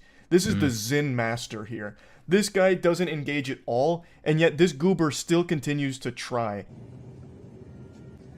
If you want to freaking bully this guy or whatever, like, you know, you could just push his card on the ground, be like, hey, what's up, old fool? I mean, that would be pretty shitty to do, but, like, I don't understand what this guy's trying to do here. It's like he's just... It's your first time in Baltimore? I mean, what are you even trying to do? This feels like an introvert trying to bully someone. Like, this is so freaking weird. I've lived here 25 years. Liar, liar, job prospects on fire. You are not 25 years old. There is no chance of that. No shot whatsoever. I have to imagine he's maybe 20 at most. He's probably between 18 and 20 and just trying his absolute That's how old Jack Doherty is. I think he's 20. Best to emulate the viral douchebags on TikTok that harass people. But he's so much of a little pussy that he's... Poor people is sad. Yeah, it's sad. But, you know, honestly, hoping to grow that number someday. You know, you gotta start somewhere. Well, it's been so long since I last checked on the channel. The way YouTube notifications work means I rarely get notified of anything from your channel. Oh, really? Yeah, it's good to see you again, Cools. Yeah, I'm just watching some videos right now. He's doing it to an elderly gentleman. Someone he knows is not going to fight back, because if he did this to anyone else in his age bracket, I bet he would have been fucking snapped in half. He sounds like a dweeb. I'm just trying to get by Pipsqueak. I need to get by this way. Bro, what is this guy doing? So like, I gotta walk around on the right every single time, you know? He totally deserves more subs because he makes like 500,000 sub quality contents. I appreciate that. Thanks. I'm glad you think this is high quality. I mean, honestly, I guess the only high quality thing I have here is my mic. But, cats. Meow. Yeah, my camera, I don't know if it's really that good to be honest, but hope I can get a better camera someday. Yeah. Wait, he's pushing his Got a cart problem now. with it? Well, it seems like it. Such a fucking strong, intimidating man. Wait till you see his next prank of taking candy from a baby. This guy is badass. I truly don't understand who watches this shit. Now, I know the easy default answer everyone goes to is kids, and 99% of the time I know they're right, but in a case like this is so pathetic that I feel like even children would be laughing at this guy. Yeah. Like, even children would be insulting this dork. Like, just look at the way he's talking. Yeah, I'm freaking insulting this guy. I mean, I'm not a kid, but like, yeah, I mean, like, this guy is pretty easy to insult. Like, well, I mean, like, the storytelling and editing are up to par with wifeys or some other YouTubers like that. Oh really? Oh, I'm glad you think that. Yeah, I think I've watched a couple of videos from wifeys. Yeah, he's got some pretty good videos. Here, you got a problem with me? Pushes up glasses, readjusts fedora. Seems like you do. Like, no one's gonna even find that humorous. You're doing it to an extremely nice... What? You think my shoes are untied? Oh, okay. Are they untied now? Huh? Bro, Man, you just look like a huge asshole and you're providing nothing of entertainment here. The old man is fucking clapping you by not responding and just, like, dismissing you as some kind of, like, you know, escaped mental asylum patient. Like, I don't know how you could ever upload this and not feel shame. This, I can't imagine the mind space to be in where you'd be proud of it. I really can't. Standing here looking me in my eye, trying to do. Bro, you want to make fun of this guy? Just like block his, or I mean, you already tried blocking his way and that didn't work. Like, you know, just if he tries opening the door, just close it. Or if he tries like getting something, you know, just grab whatever he's trying to grab and then just throw it. I mean, you'd probably get kicked out of the store, but like that would be a little bit better the way you're doing right now. Right now, it's like you're just trying to like harass this guy, but you're like doing it in like the most pathetic way imaginable. That sounds like all of the kids in my school. Yeah, I mean, yeah, kids in school. I mean, especially in this day and age, kind of suck at bullying. To me, this kind of content feels more genuine and nice to watch. Hard to put into words, but I guess it feels homely. Oh, well, glad you feel that way. Yeah, I like to have a homely atmosphere, you know? Like, I don't know if I want to have like all this crazy flashy stuff going on and whatnot. It's like, I want to kind of keep it, you know, as homemade as possible if I can. There's so much ice cream here right now. I want some freaking ice cream now. Or something. I don't know what you're trying to do. I'm just trying to get my ice cream and go home. That's all. I'm just trying to get my ice cream and go home, man. I'm trying to get my ice cream and go home. What are you gonna do about that, son? I'm gonna get my ice cream. I'm gonna get the hot fudge too, and I'm gonna squirt that right inside my butthole because who doesn't love doing that, huh? Yeah, it does look like a northern Minnesota cabin for some reason, in a good way. Yeah. That Minnesota cabin, that's pretty nice. Yeah. I'm in a split entry house in I think New England. But yeah, I wish I did have a cabin though. A cabin would be pretty nice. Damn, what That's friggin' ads. The casting of Frank Stone. Who the hell's Frank Stone? a hard line. The spiritual pressure around him just knocked out 5 different customers across the store when he said that. I'm just here to get my ice cream and go home. I don't want no problems, bub. I don't want no trouble. Exactly. See, Charlie gets Christ. it. I'm just here to get my ice cream and go home. Yeah, mom says I need to be home by 9. This video's a little on the older side. Yeah, it's pretty much how YouTube was like in the past. The only sad thing is it doesn't fit the damn algorithm. Yeah, that's the problem is the algorithm. Like, you know, like in the past you could make whatever the hell you wanted and it wouldn't matter, but now it's like you have to follow this stupid algorithm and it's just like... And it causes all the content being made to be so bloated and like overstimulating, and it's just like not all the stuff being made today is bad, but it's just generic basically. Like it's really only the OG YouTubers like Markiplier and PewDiePie that can really make whatever they want basically because they're that big that it doesn't matter. It was at the end of last year, I believe, and not only did he go home, he also went offline, thank God. So it seems like a lot of people must have laughed him off of TikTok because the original account I can't find anymore. But these harassing older people pranks in public aren't uncommon. there's quite a few TikTok superstars that like to engage in that. One of them that blew up a while ago, also on the other side, is the one where people would just grab a hose at Home Depot or Lowe's and just spray random old people What? as they walked by. What the fuck? That's like, oh, that's not horrible, but like if it was like, turn this off? if that was like a super strong hose, then like yeah, that'd be. Oh shoot! Oh snap! Whoa whoa! Oh, I imagine hose. I was kind of thinking of like the really big, massive hose that like firefighters would use. I mean, this is still pretty shitty, but like not what I imagined. Okay, actually, no, this one's pretty bad. I'm sorry. I'm trying to turn it off. I didn't know how to turn it off. I think it's off now. Oh snap! Okay, these kind of pranks, if they weren't being made towards old people, would probably be like, I mean, they'd still be pretty shitty, but like, or actually, no, hose pranks, no. If it was like a vacuum prank or something else that didn't like make people wet, then I think that'd be okay. I guess like. I guess one example of the pranks are kind of, I guess, I think in the exceptional zone are like the moaning in people's ears pranks. I mean, people get kind of pissed off from that, but I feel like you're not really hurting anyone, you're not harming anyone, you're just slowly annoying them, but it's like, as long as you're not like, messing up their day completely, then it's like, I feel like those are okay, but this is just so unnecessary, like, there's no reason for this. Oh. The caption says that the prank went wrong, which is the classic clickbait. I'm actually this is getting off topic, but I'm actually somewhat nostalgic. I just caused another 9/11, prank went wrong. For the gone wrong phrase now, because that used to be such a massive clickbait meme like 10 years ago, and to see that it's been revived on TikTok is actually somewhat nostalgic. Like seeing an old, well, not friend, but like an old enemy that now you kind of have a soft spot for. Kind of like when you go back and rewatch SpongeBob, where as a kid, Squidward was like this big, mean guy, like real rude asshole. But now when you go back and watch it as an adult, you're like, nah, I kind of feel for him. That's how I feel I see this everywhere, like, like kids kind of thought they were like SpongeBob, but adults feel like they're Squidward. Gone wrong in the hood, haha. Yep, went wrong in the hood. Yeah, honestly, I definitely see a lot of people now saying they relate to Squidward, like, like so many of the, like, the depressed and emo memes kind of relate to Squidward and whatnot, like, it's kind of sad, but I guess it's a little funny. But like the gone wrong title. But anyway, it's titled, spraying people with the hose prank gone wrong, but nothing goes wrong, as is standard procedure for that title.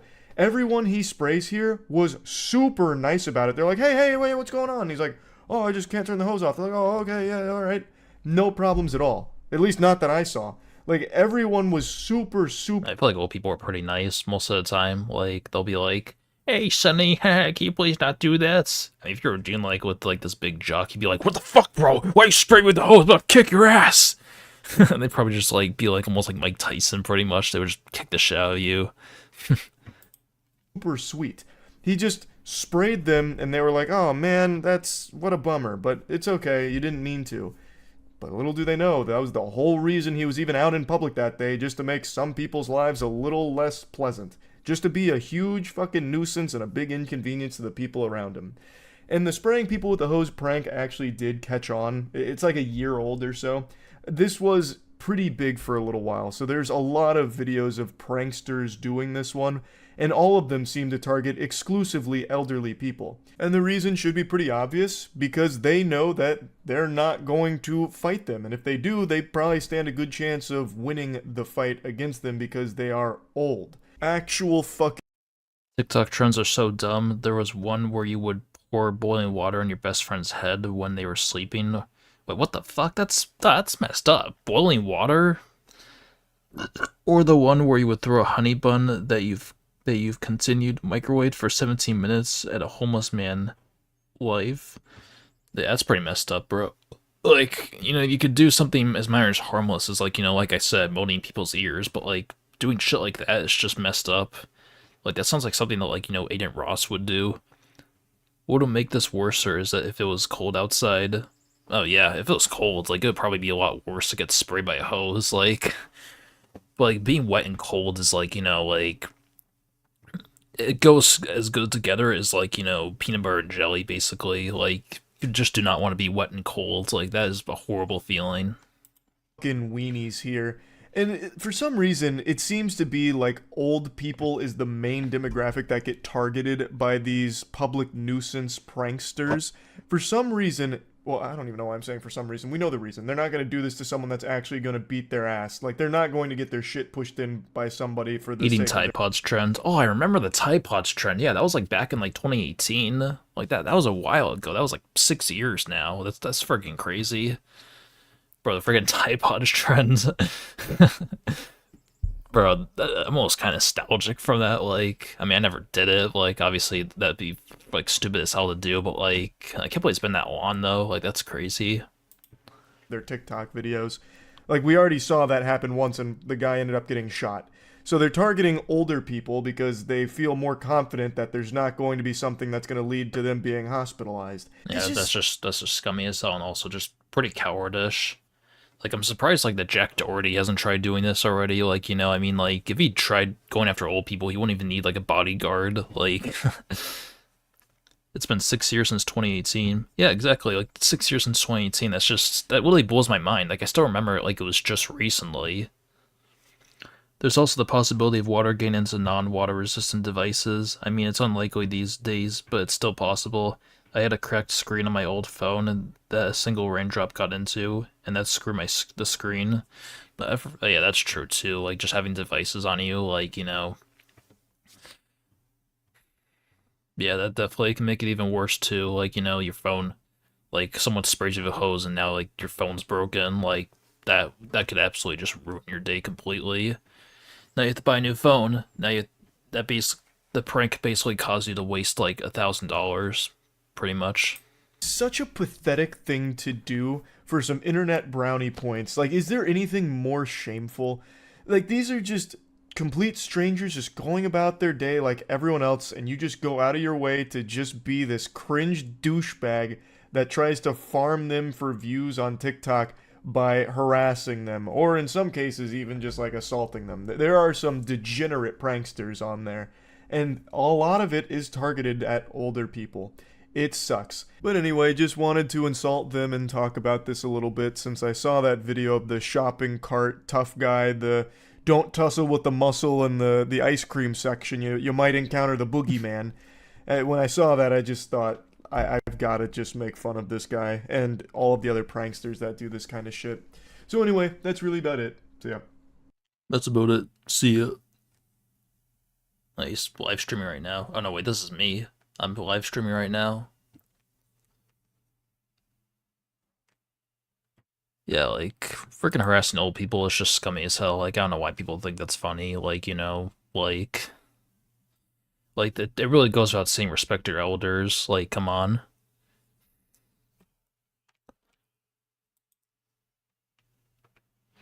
Okay, let's see what else there is to watch. Why Jack Doherty's the worst YouTuber? Or I feel like we're always gonna say this person's the worst YouTuber, that person's the worst YouTuber. Streaming to 0 viewers.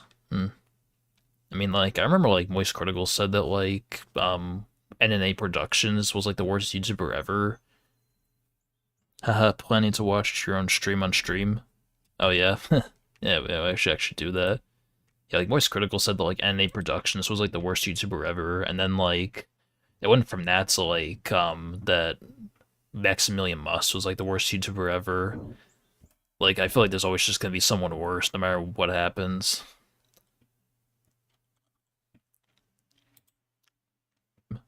Oh, yeah. Yeah, I should actually do that. Yeah, like, Moist Critical said... Yeah, Moist Critical said this and that. How Wilbur Suits lost his entire audience in 1 month. Don't know if I want to watch too many Internet Anarchist videos in one stream. The full story of Vanos Crew. I have no idea who that is. Wasn't there a trend of people licking ice cream tubes and then putting it back in the freezer? I think I've seen something like that. Yeah, I think like people would, like, you know, lick, I guess, ice cream or something else and then just put it back. Like, yeah, that's absolutely disgusting. Like, honestly, I feel like there should be a fine for doing that. Like, that's just... Like, I don't understand why people think that's funny at all. That's just fucked up.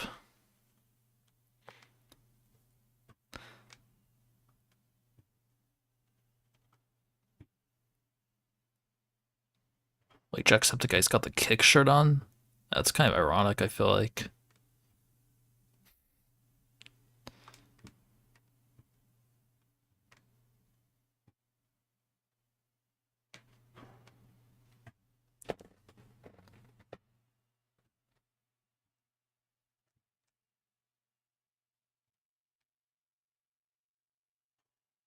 Okay, what to watch now?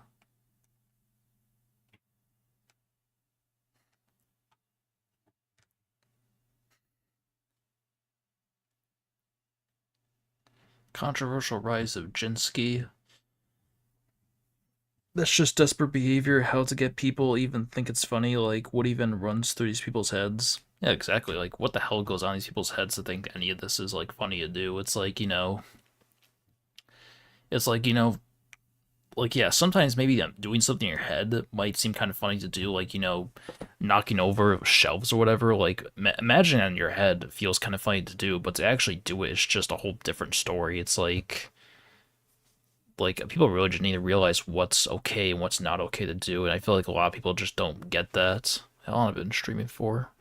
Basically an hour.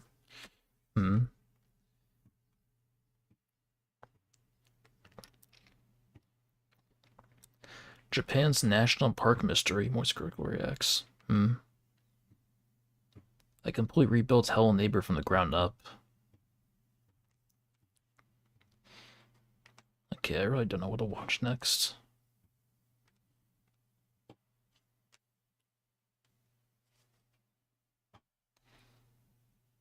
Education has failed them, I guess.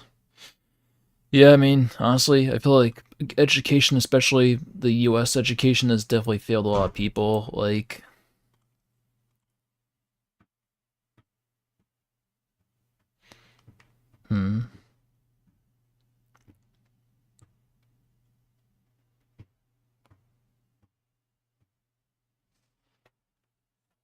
I feel like people have lost their idea of what's right and what's wrong. Yeah, honestly, I feel like they have. Like, I mean, like, probably, like, there was probably a point in time when, like, I'm trying to think of an example, but,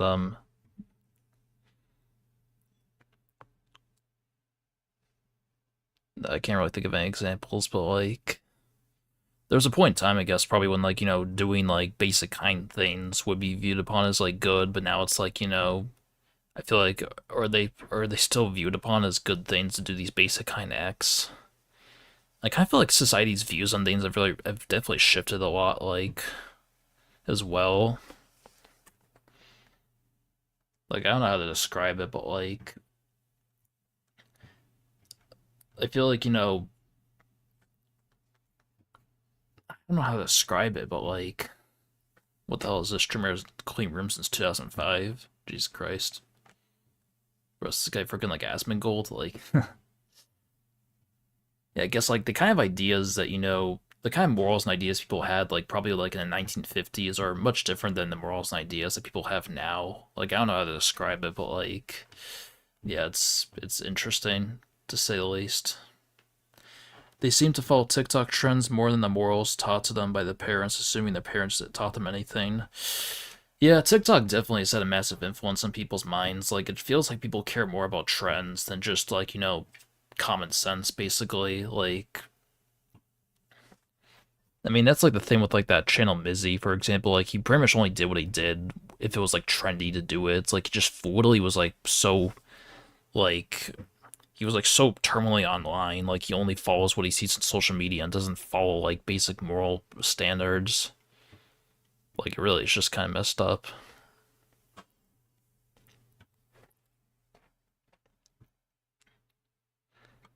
Let's see.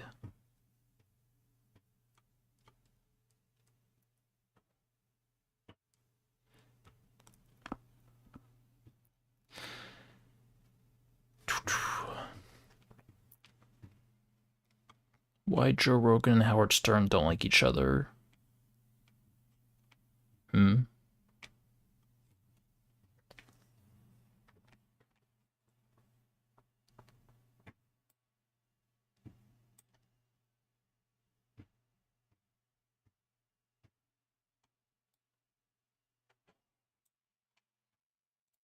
Let's refresh.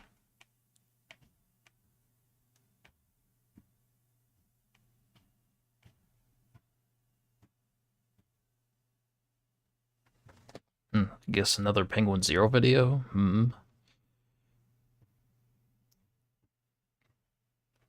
Like this whole freaking stream has been about Penguin Zero. I just watched this video the other day, like, this guy's like a German politician that, like, he, like, licks public toilets, and he also, like, is covered himself in shit, like, this is a freaking politician that does this. Like, I don't know if that's, like, you know, like, honestly, I feel like that's just, like, a perfect description of, like, most politicians. Like, they just cover themselves in shit. I mean, maybe not physical shit, but just metaphorical shit.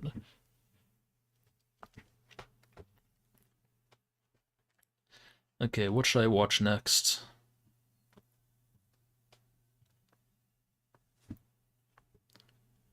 Tobey Maguire and Andrew Garfield Spider-Man announcements. This freaking guy clickbaits a lot. Like, you know, I feel like some of his videos now are clickbait. Like, he'll just make a video being like, new Marvel movie trailer, but then there's no trailer. It's like literally just like talking.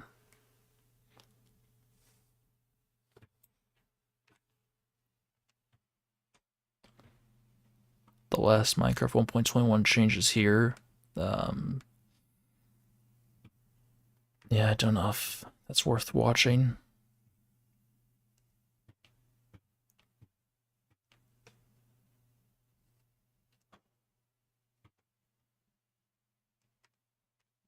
Why Steve Harrington is the best character in Stranger Things.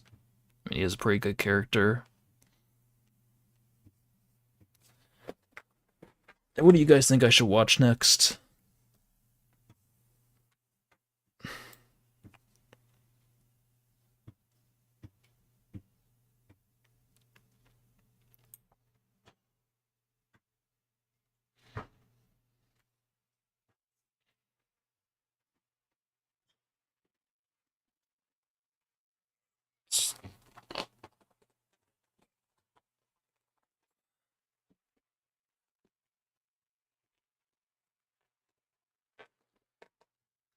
Equally as clueless. Welcome to YouTube, TT. Yeah. I would probably just keep watching more Penguin Zero videos, but I don't want it to be like the entire stream, basically. The story of MinecraftForFree.com. Bro, like, that's so funny though, like, free Minecraft. I'm selling Minecraft for free. Next second, the FBI are at your door. It's a kind of short video, I guess. I'll watch it. Why not? New Band-Aid brand Pro Heal creates an ideal environment for 60% better healing. I don't care about Band-Aid brand, Band-Aid, whatever you call it. Grillo's Pickles uses only friends don't let friends. Come on, just let me watch the video. If you were looking to play Minecraft for the first time sometime between 2011 and 2012, but you just didn't want to pay, well, you probably stumbled upon this website, MinecraftForFree.com. At the time, it was the most popular Minecraft pirating website. All you had to do was click on the website, agree to a disclaimer, and bam, you were playing the full version of Minecraft, no strings attached. But one day, the site simply vanished without a trace. So what really happened to MinecraftForFree.com? Well, this story really happened to MinecraftForFree.com is just crazy. So let's get right into this.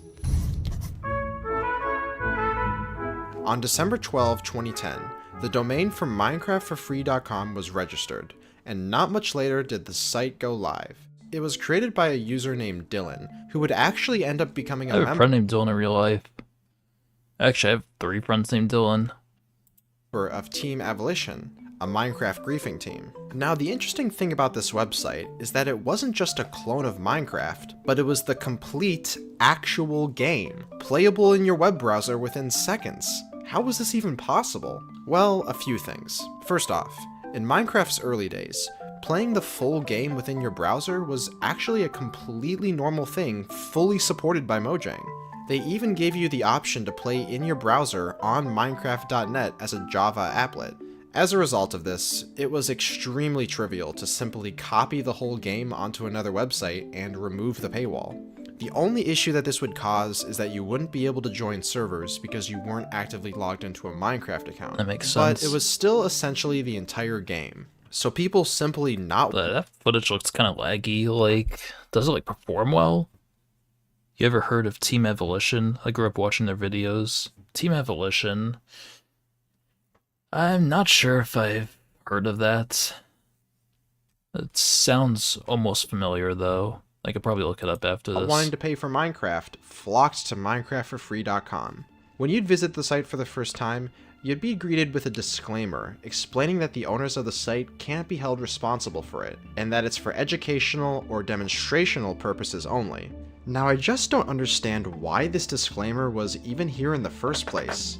Obviously, copying the entirety of Minecraft and making it free is illegal, and I don't see how this disclaimer gives them any legal backing for this website. But either way, the site did stay online for almost 2 years, until one day, in 2012, Dylan, the website creator, received an email at 4 in the morning. It was from Notch, and he was pissed. Unfortunately, the original email was lost to time. You darn fool, how dare you sell my game for free? You know what, it doesn't matter because I'm going to make billions of dollars in the future when I sell my game to Microsoft, but, you know, still, how dare you do that, you darn silly goose. While interviewing Storm Surge, another member of Team Evolution, he told me that the email went something like this: "Take down Minecraft for free immediately. You will be hearing from my lawyers." Notch was obviously not happy, especially given the fact that Minecraft for free was listed very high in Google search results.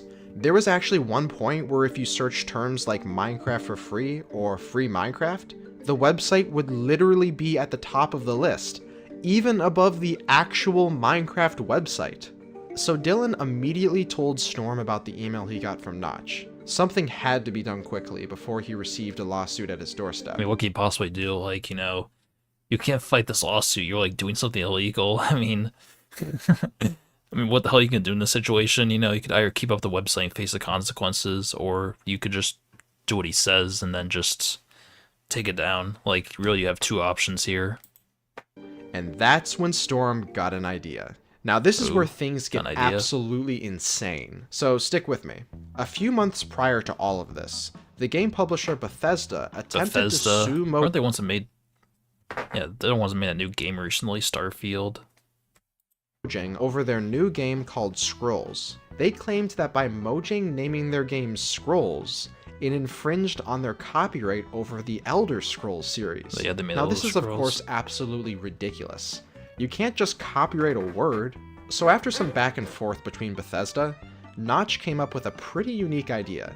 Challenge the best 3 from Bethesda and Mojang to a game of Quake 3. Whoever wins keeps the rights to Scrolls. He was serious, but Bethesda backed down on the offer, and eventually the case was dropped anyways. So how does this relate to the Minecraft for free situation?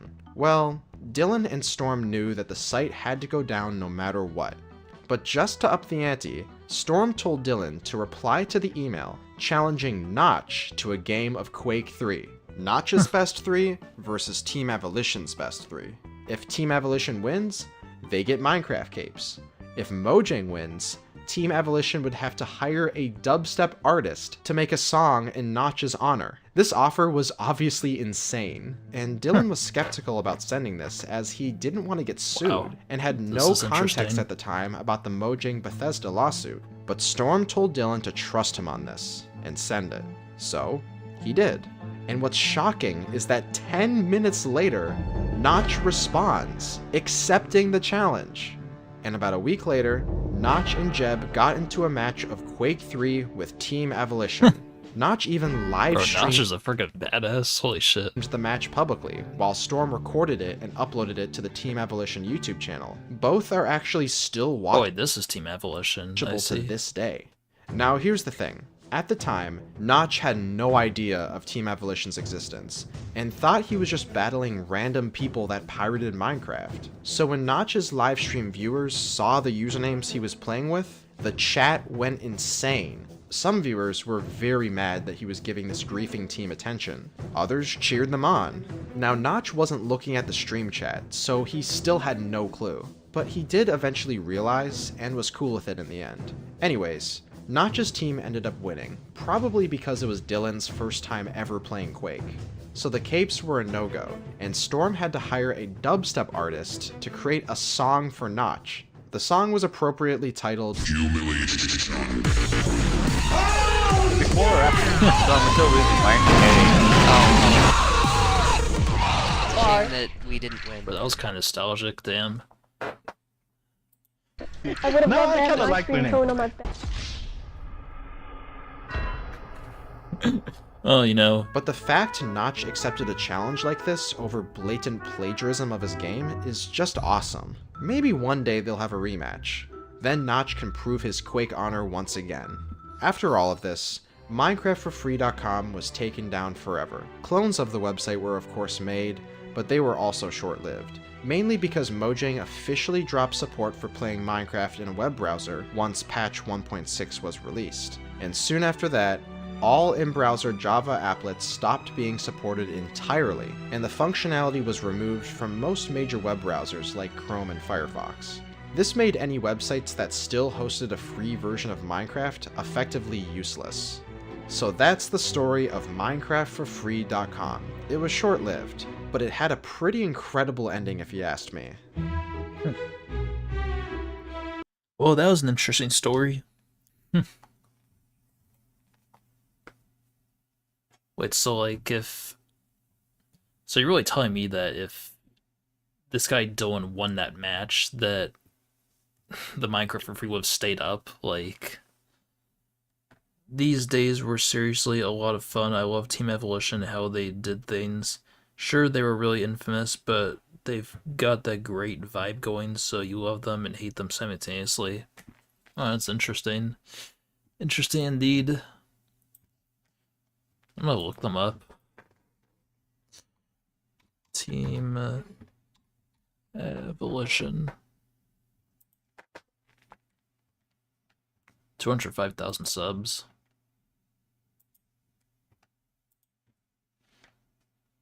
Lethal Company griefing the gold bar. PUBG griefing sick tricks. Sea of Thieves griefing the heist. Let's go from oldest. Minecraft griefing. Dell's House, Space Monkey episode 1.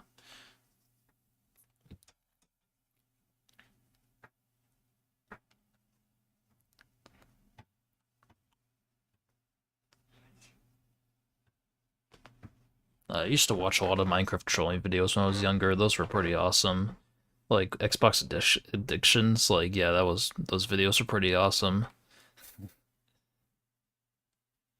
Gonna watch one of these and see what it's like. This is the moment we waited for. Everything you And I'm gonna burninate it when you're ready, and we'll just watch it burn from the Okay, so I outside just again. teleported to you right now. I'm gonna watch What's the from the plan? castle. What's the plan? I'm gonna go up here and I'm gonna light his They house. end up befriending a ton of the admins they griefed, and plenty even join their team. Wow. How about Unstoppable Luck? You remember him? Unstoppable Luck. I'm not sure, to be honest. I'm not really With sure. lava, with flint and With steel. Steel and flint. They're, Okay. So we're not setting a trap. We're just gonna burn the shit. Well, Dell's a cool guy. I don't think he deserves to be exploded. I think Crazy PS3 Gamer deserves What we to be could do is exploded. put some lava spawners. Oh, he's such a dude. Will lava burn wood? Oh, does anybody bro? Wait. Will lava burn wood? Lava will burn gravel. But will it burn wood? Yes. I don't think so. Because what I could do, think it lights it on fire. what I could do, is I could put lava spawners up top, and then you guys smash the wood, and it just pours in. Or I could light the wood on fire, and you could Oh wait, just I have a stand really there good and idea. watch the house I have a burn. really good idea. You get ready. You get into position for the fire. Can somebody go outside so I can cover the top part in a couple of lava spawners, and then I'll teleport down so I can actually survive Well, that's not gonna the, work like stone. degriefing here. Yeah, I'll go You can and jump you can onto teleport to me. I'm watching from the Wait, corner is of that the friggin' Star David in the background? What the hell? Why is How that about there? asshole?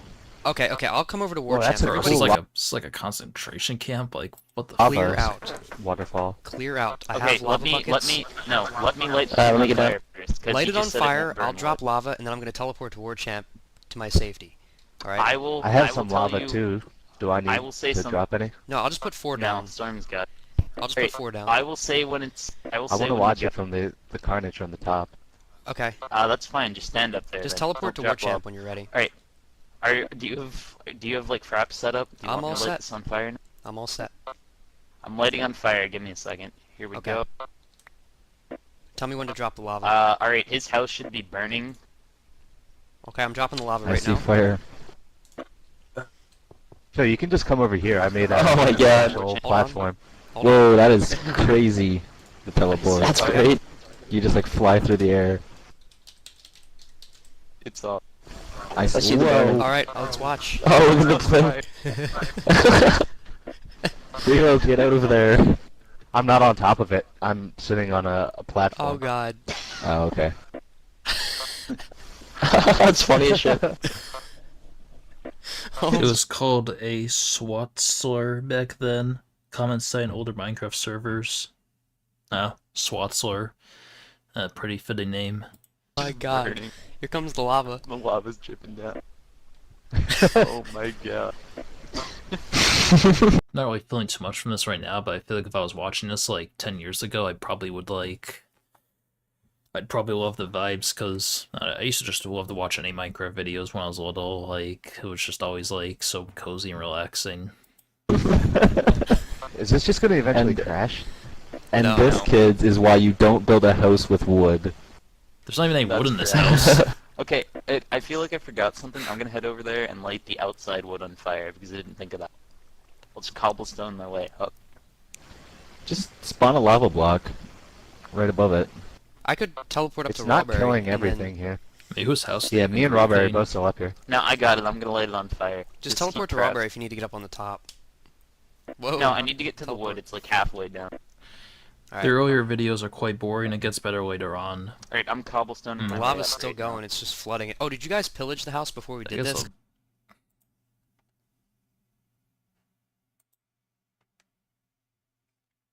Well, you're also right. It felt different in the past. Yeah.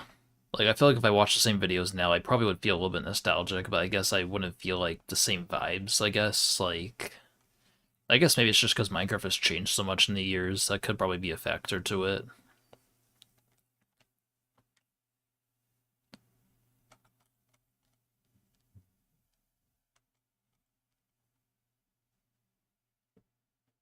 Terraria griefing. Oh, wow, that's interesting. I just finished playing Terraria.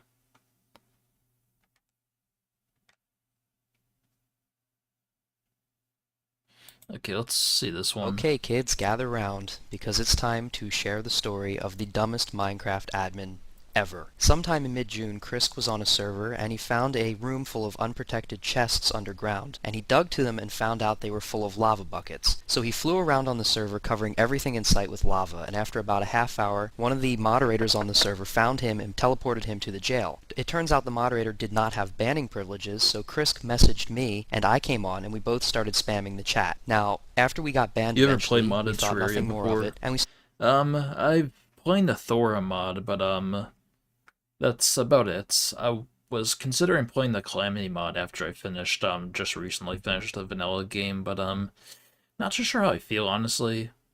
Whole new experience. Yeah, I guess, like, I kind of want to play some mods, but I'm not sure how I feel right now, honestly. Like, I feel like after beating Terraria, I'm not sure if I want to, like, go through the whole game again at the moment. Like, I'm not really sure how I feel, but, yeah, I have at least playing a Thoria mod a little bit, but that's about it. started getting messages on our forums. One of them was this letter from Sean M. Rice, the owner of the server, talking to his players. And then we got a message from one of their players that was a screenshot of this that he posted on his forums.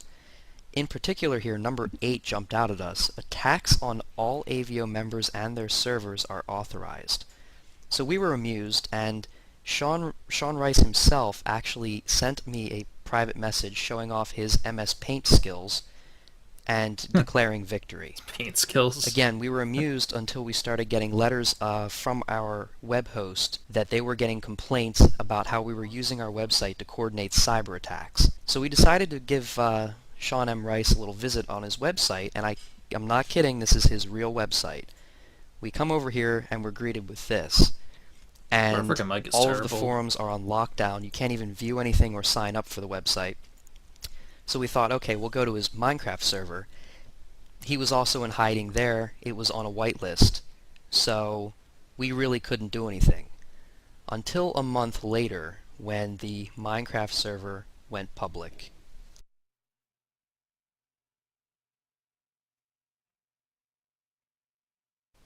Oh wow. There was a chest at spawn with 64 diamonds in it, and I just jacked them. I kid you not. The house is made of diamonds. Right by spawn, they have a port with multiple boats in it.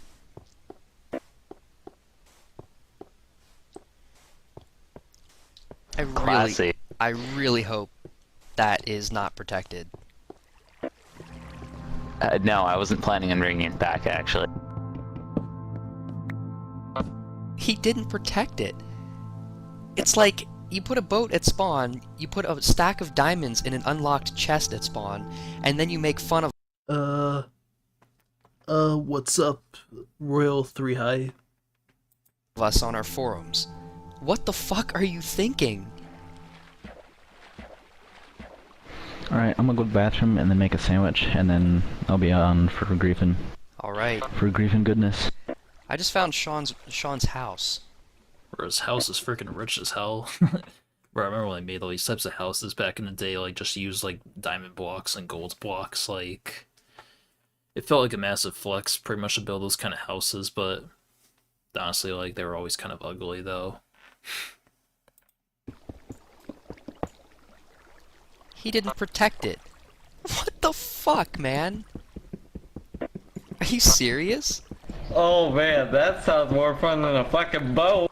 Fuck the boat, nigga. We got a house. Bro, whoa, he just said the N-word. Holy shit. I don't know if I can keep that in this. This video might end up getting, like, age restricted or something now. Damn. Speak and Gonzalez. It feels even uglier today, haha. Yeah, honestly. It's made entirely out of diamond and gold. I just got a ton of diamond bricks and gold bricks. We're not gonna ever run out of tools. Those aren't bricks, those are blocks. How long do you think it'll take to demolish that fucking... Oh, couple minutes? how long will it take to demolish this house? Don't you worry about that. It's well on its way right now to being completely flattened. Really? Oh yeah. No, it's not a problem. How did you know it's his house? Does he have like a little sign that's It's a property of Sean M. Rice on the front on his sign. It said it on his sign. Yeah. Tell me you filmed that. Tell me you filmed. I walk up to the house, I'm like, oh, this is Rice's house. That's why it's gold and diamond. Oh, it's not protected. Okay, trollface.jpg. Like, what more could... Go on .png.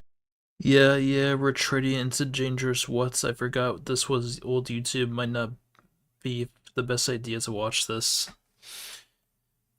Yeah, I didn't think of that. Like, yeah, old YouTube kind of had, like, less restrictions and whatnot. Like, seriously, what did you expect, dude? Come on. He's posting on our forums about how we'll never stop Rice. Well, I don't know. I personally think what I did to his house is an improvement. Oh my god. These guys Welsh means from the Netherlands, right? They think Welsh is from the Oh my god. Reddit, well informed.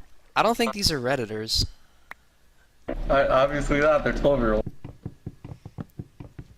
I don't know. You know, it's funny, they call this Rice Think, and thinking is the last thing these guys are doing. No, it is. Holy shit. Well, getting laid. Last thing they're doing thing. implies they could actually be doing. They're not doing it at all. Like, it's zero. Like, it's not even Bro, last. we made this kind of content today. I feel like it would only get, like, probably 5 views or something. Like, I don't know. I'm gonna watch the whole thing. It's nothing. Yeah. Read the comments though. Sort by newest.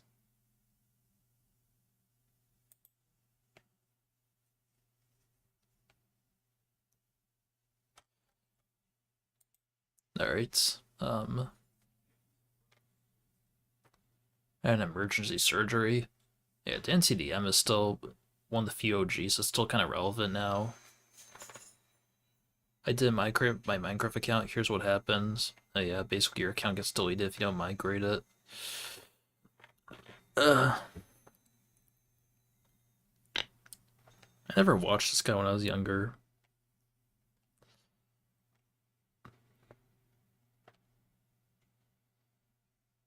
Sheldon can't decide between Xbox One or PS4.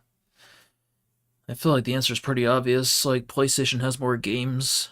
I don't really know what Xbox really has an advantage over, but I guess Xbox just felt kind of more nostalgic, I guess, or at least the 360 did. But I got the Xbox One over the PS4, but I also kind of regret that because there were tons of games I couldn't play. That was kind of BS.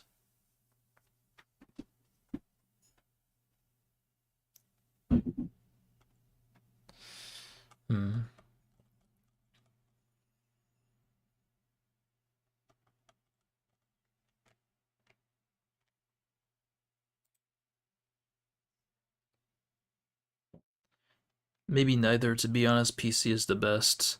Yeah, PC is really where you got it best. I mean, like, it can be kind of relaxing to like play the console like on your couch or whatever, but like, PC kind of has like the best experience overall when it comes to like the actual like, I guess gaming and whatnot. Like, there's more you can actually do on PC than like other consoles. Damn. How Tommy Innit survived the Minecraft community. I mean, who can survive the Minecraft community? Like, literally, it's freaking wild as hell. Or at least, like, the Dream SMP community is, like, wild as hell. Hello, guys, what's up? Hello, Let's Go Sean, how you doing?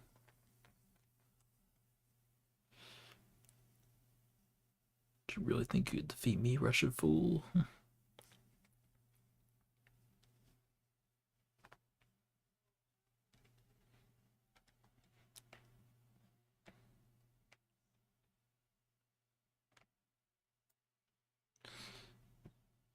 The reality of being a Twitch partner.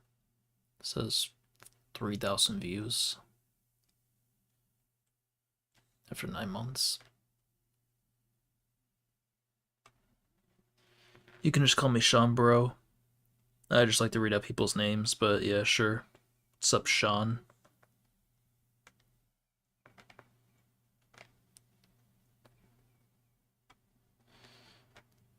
Seven Deadly Sins, a regular show.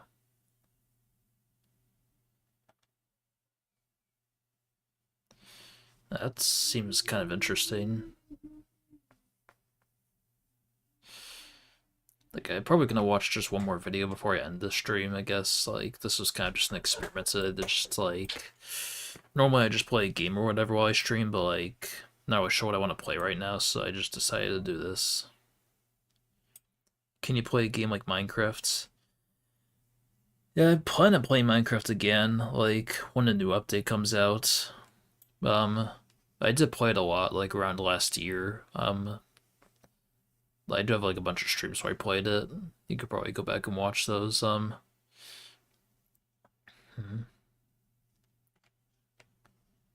Let's see. I got every Minecraft achievement in real life.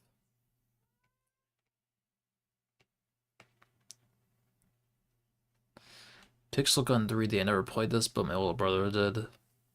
He used to play it all the time.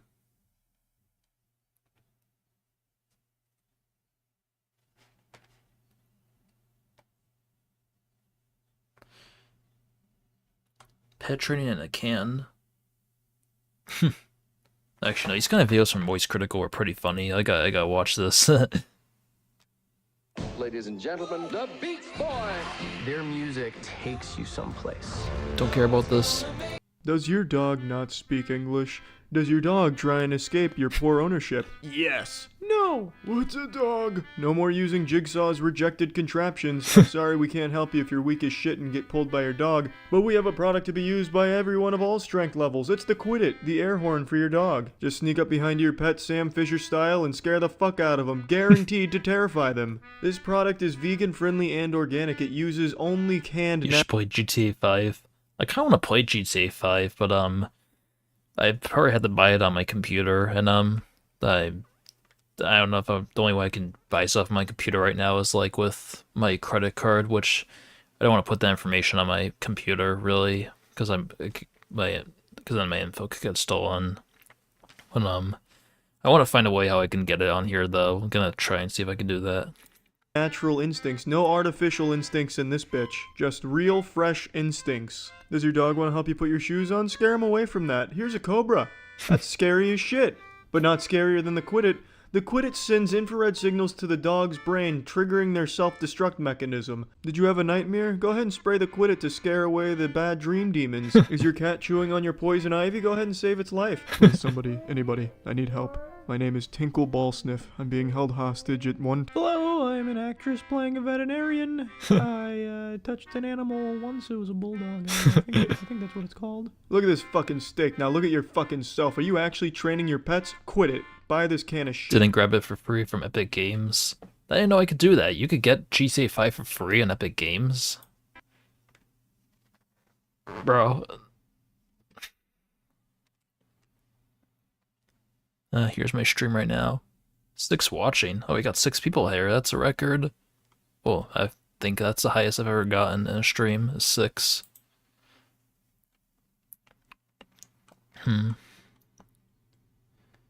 How quickly new games die out nowadays. Limited time back then.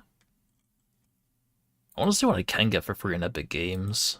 Where is it? Epic Games. Totally epic cock. A friggin' anime game? Yeah, no way. Warhammer 40,000. I keep seeing so much stuff talked about with this game, but like, what's it even about? Library.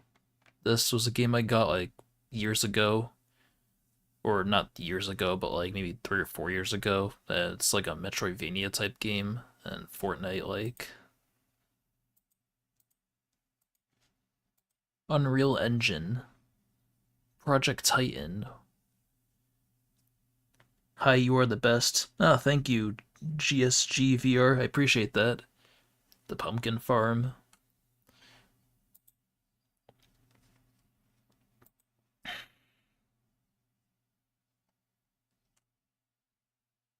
FIFA 24. Wait, I could buy it for $13.99. Alan Wake 2. Red Dead Redemption 2. Oh, here's GTA. I could buy it for $14. Wow.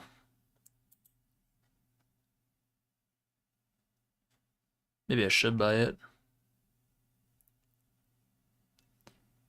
Sale ends on June 13th. That's my half birthday. Do you have Warzone? No, I do not have Warzone. I'm not gonna be able to see a chat for a couple seconds, but I want to see if I can get the Epic Games app on my phone and like purchase Fortnite, or not Fortnite, GTA 5 from there.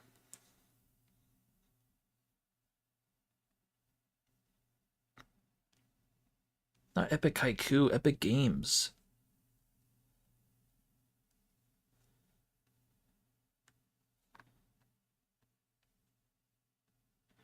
Steam Mobile.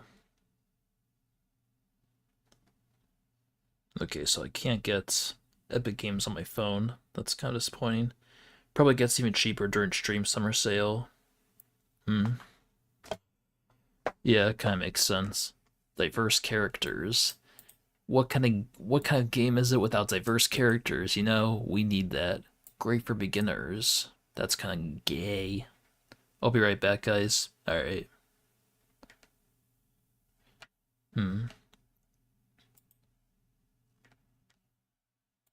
I've read this. No, I haven't, but you know, the EULA. I've worked the EULA.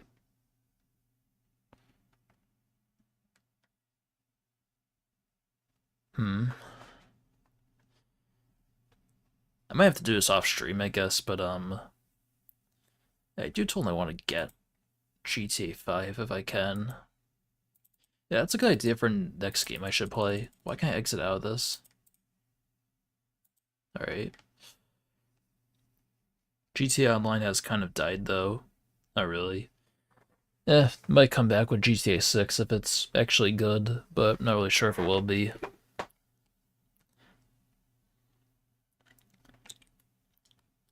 Infested with cheaters and rather unpleasant. Man, cheaters, they always ruin everything.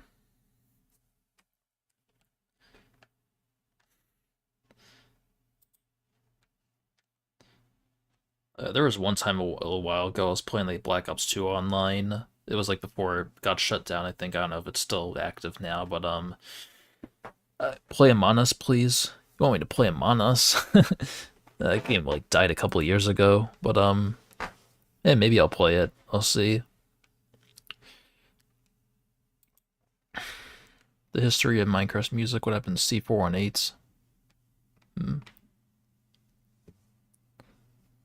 The worst broom ever. You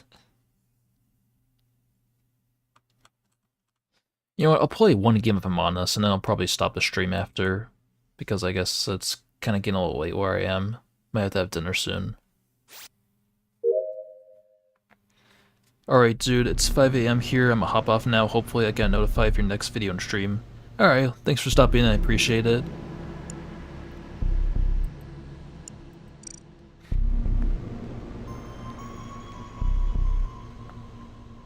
Why is nothing loading? Choose a friend code. Do not show this publicly unless you want everyone to know your friend code.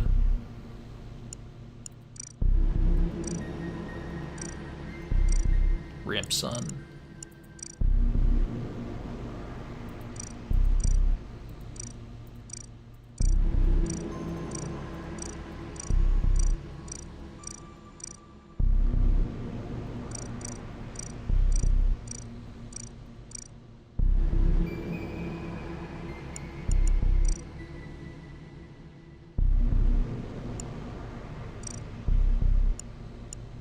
Local or online?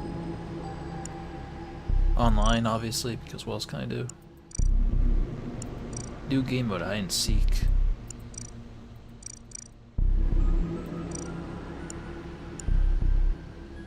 Public. Which map should I do? Any. I want to try the new map. I haven't done that yet.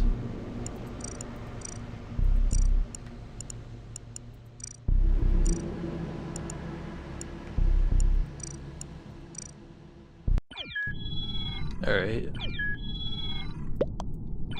Can't move. Oh, here we go. Here's how I move. We're moving so quickly. What the hell? Hola. Bonjour. Oh yeah, my name's the baby. I forgot about that. Yeah, that's when like the baby was like a big massive meme.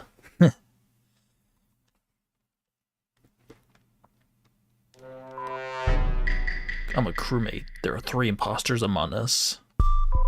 Your role as scientist, access vitals at any time.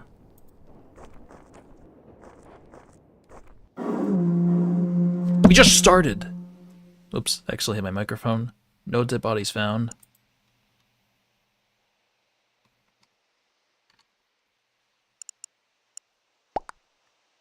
Blue? Why?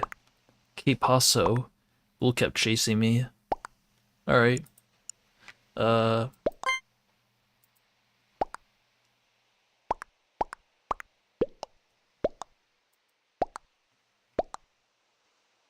why is everyone getting like... Oh.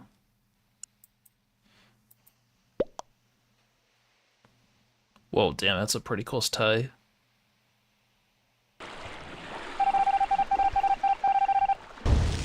He was not an imposter.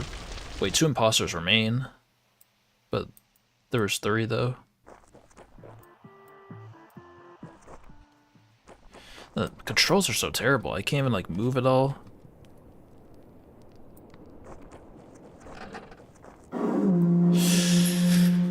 Gay you.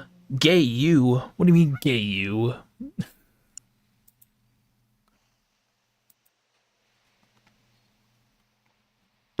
Where the hell is me? I have like no skin at all. Que paso ahora? White? It's white. Alright, where the hell is white?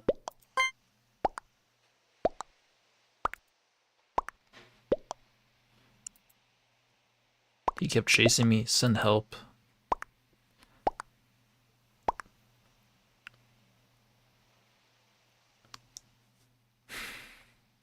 I'm gonna go play GTA 6 online when game is done. Why I say GTA 6, I meant to say just GTA Online. Alright. Now where the hell's my controls?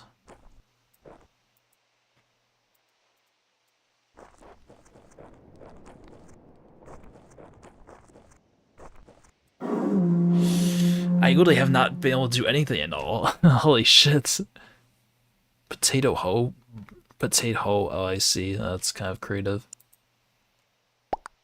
Yellow, red, yellow. I don't know what this guy's saying. I feel like it's just yellow and pink because they keep blaming everyone. Yeah, honestly, that's a good point, you know, I'm gonna go after pink.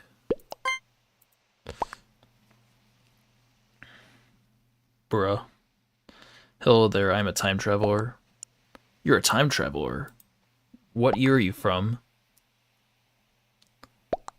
I got 7 viewers, holy shit.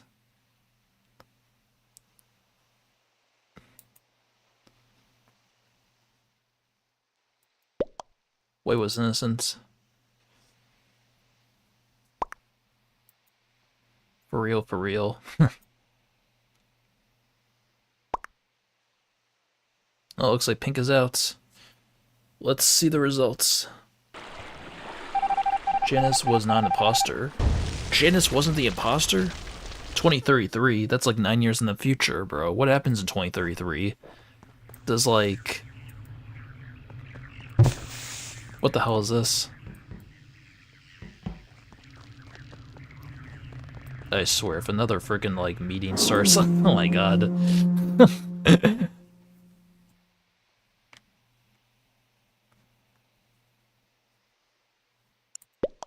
Yellow. Yeah. Oop.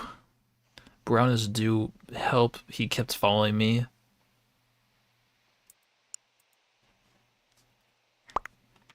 This M being serious. Bro, it's probably coincidence he's following you. You know, honestly, I'm going with yellow, seriously, like... He's blaming everybody. Robots take over the world. They take over the world? COVID 30? Oh no. Wait, we won? We freaking won. What? I leveled up? Beans. Why do I have freaking beans? Okay, I played a game on us. Alright, now let's get out of here. Alright, I think I'm probably just gonna stop it here, I guess, you know. Today was just a little experiment, see what I could do, and honestly, the stream was actually kind of fun, I guess. I feel kind of tired, but, yeah, I guess it was kind of fun to just watch videos and shit, so... Yeah, I should probably do this more often. It's probably could be an easier way to build an audience. I feel like I've gotten more traction from this stream than a lot of my previous ones, so... 1 billion people die from COVID 30. 1 billion? That's like 1/8 of the population. The whole global population. Bye. Alright. Thank you all for watching. I'll probably be back soon. We'll see, but until next time, peace out.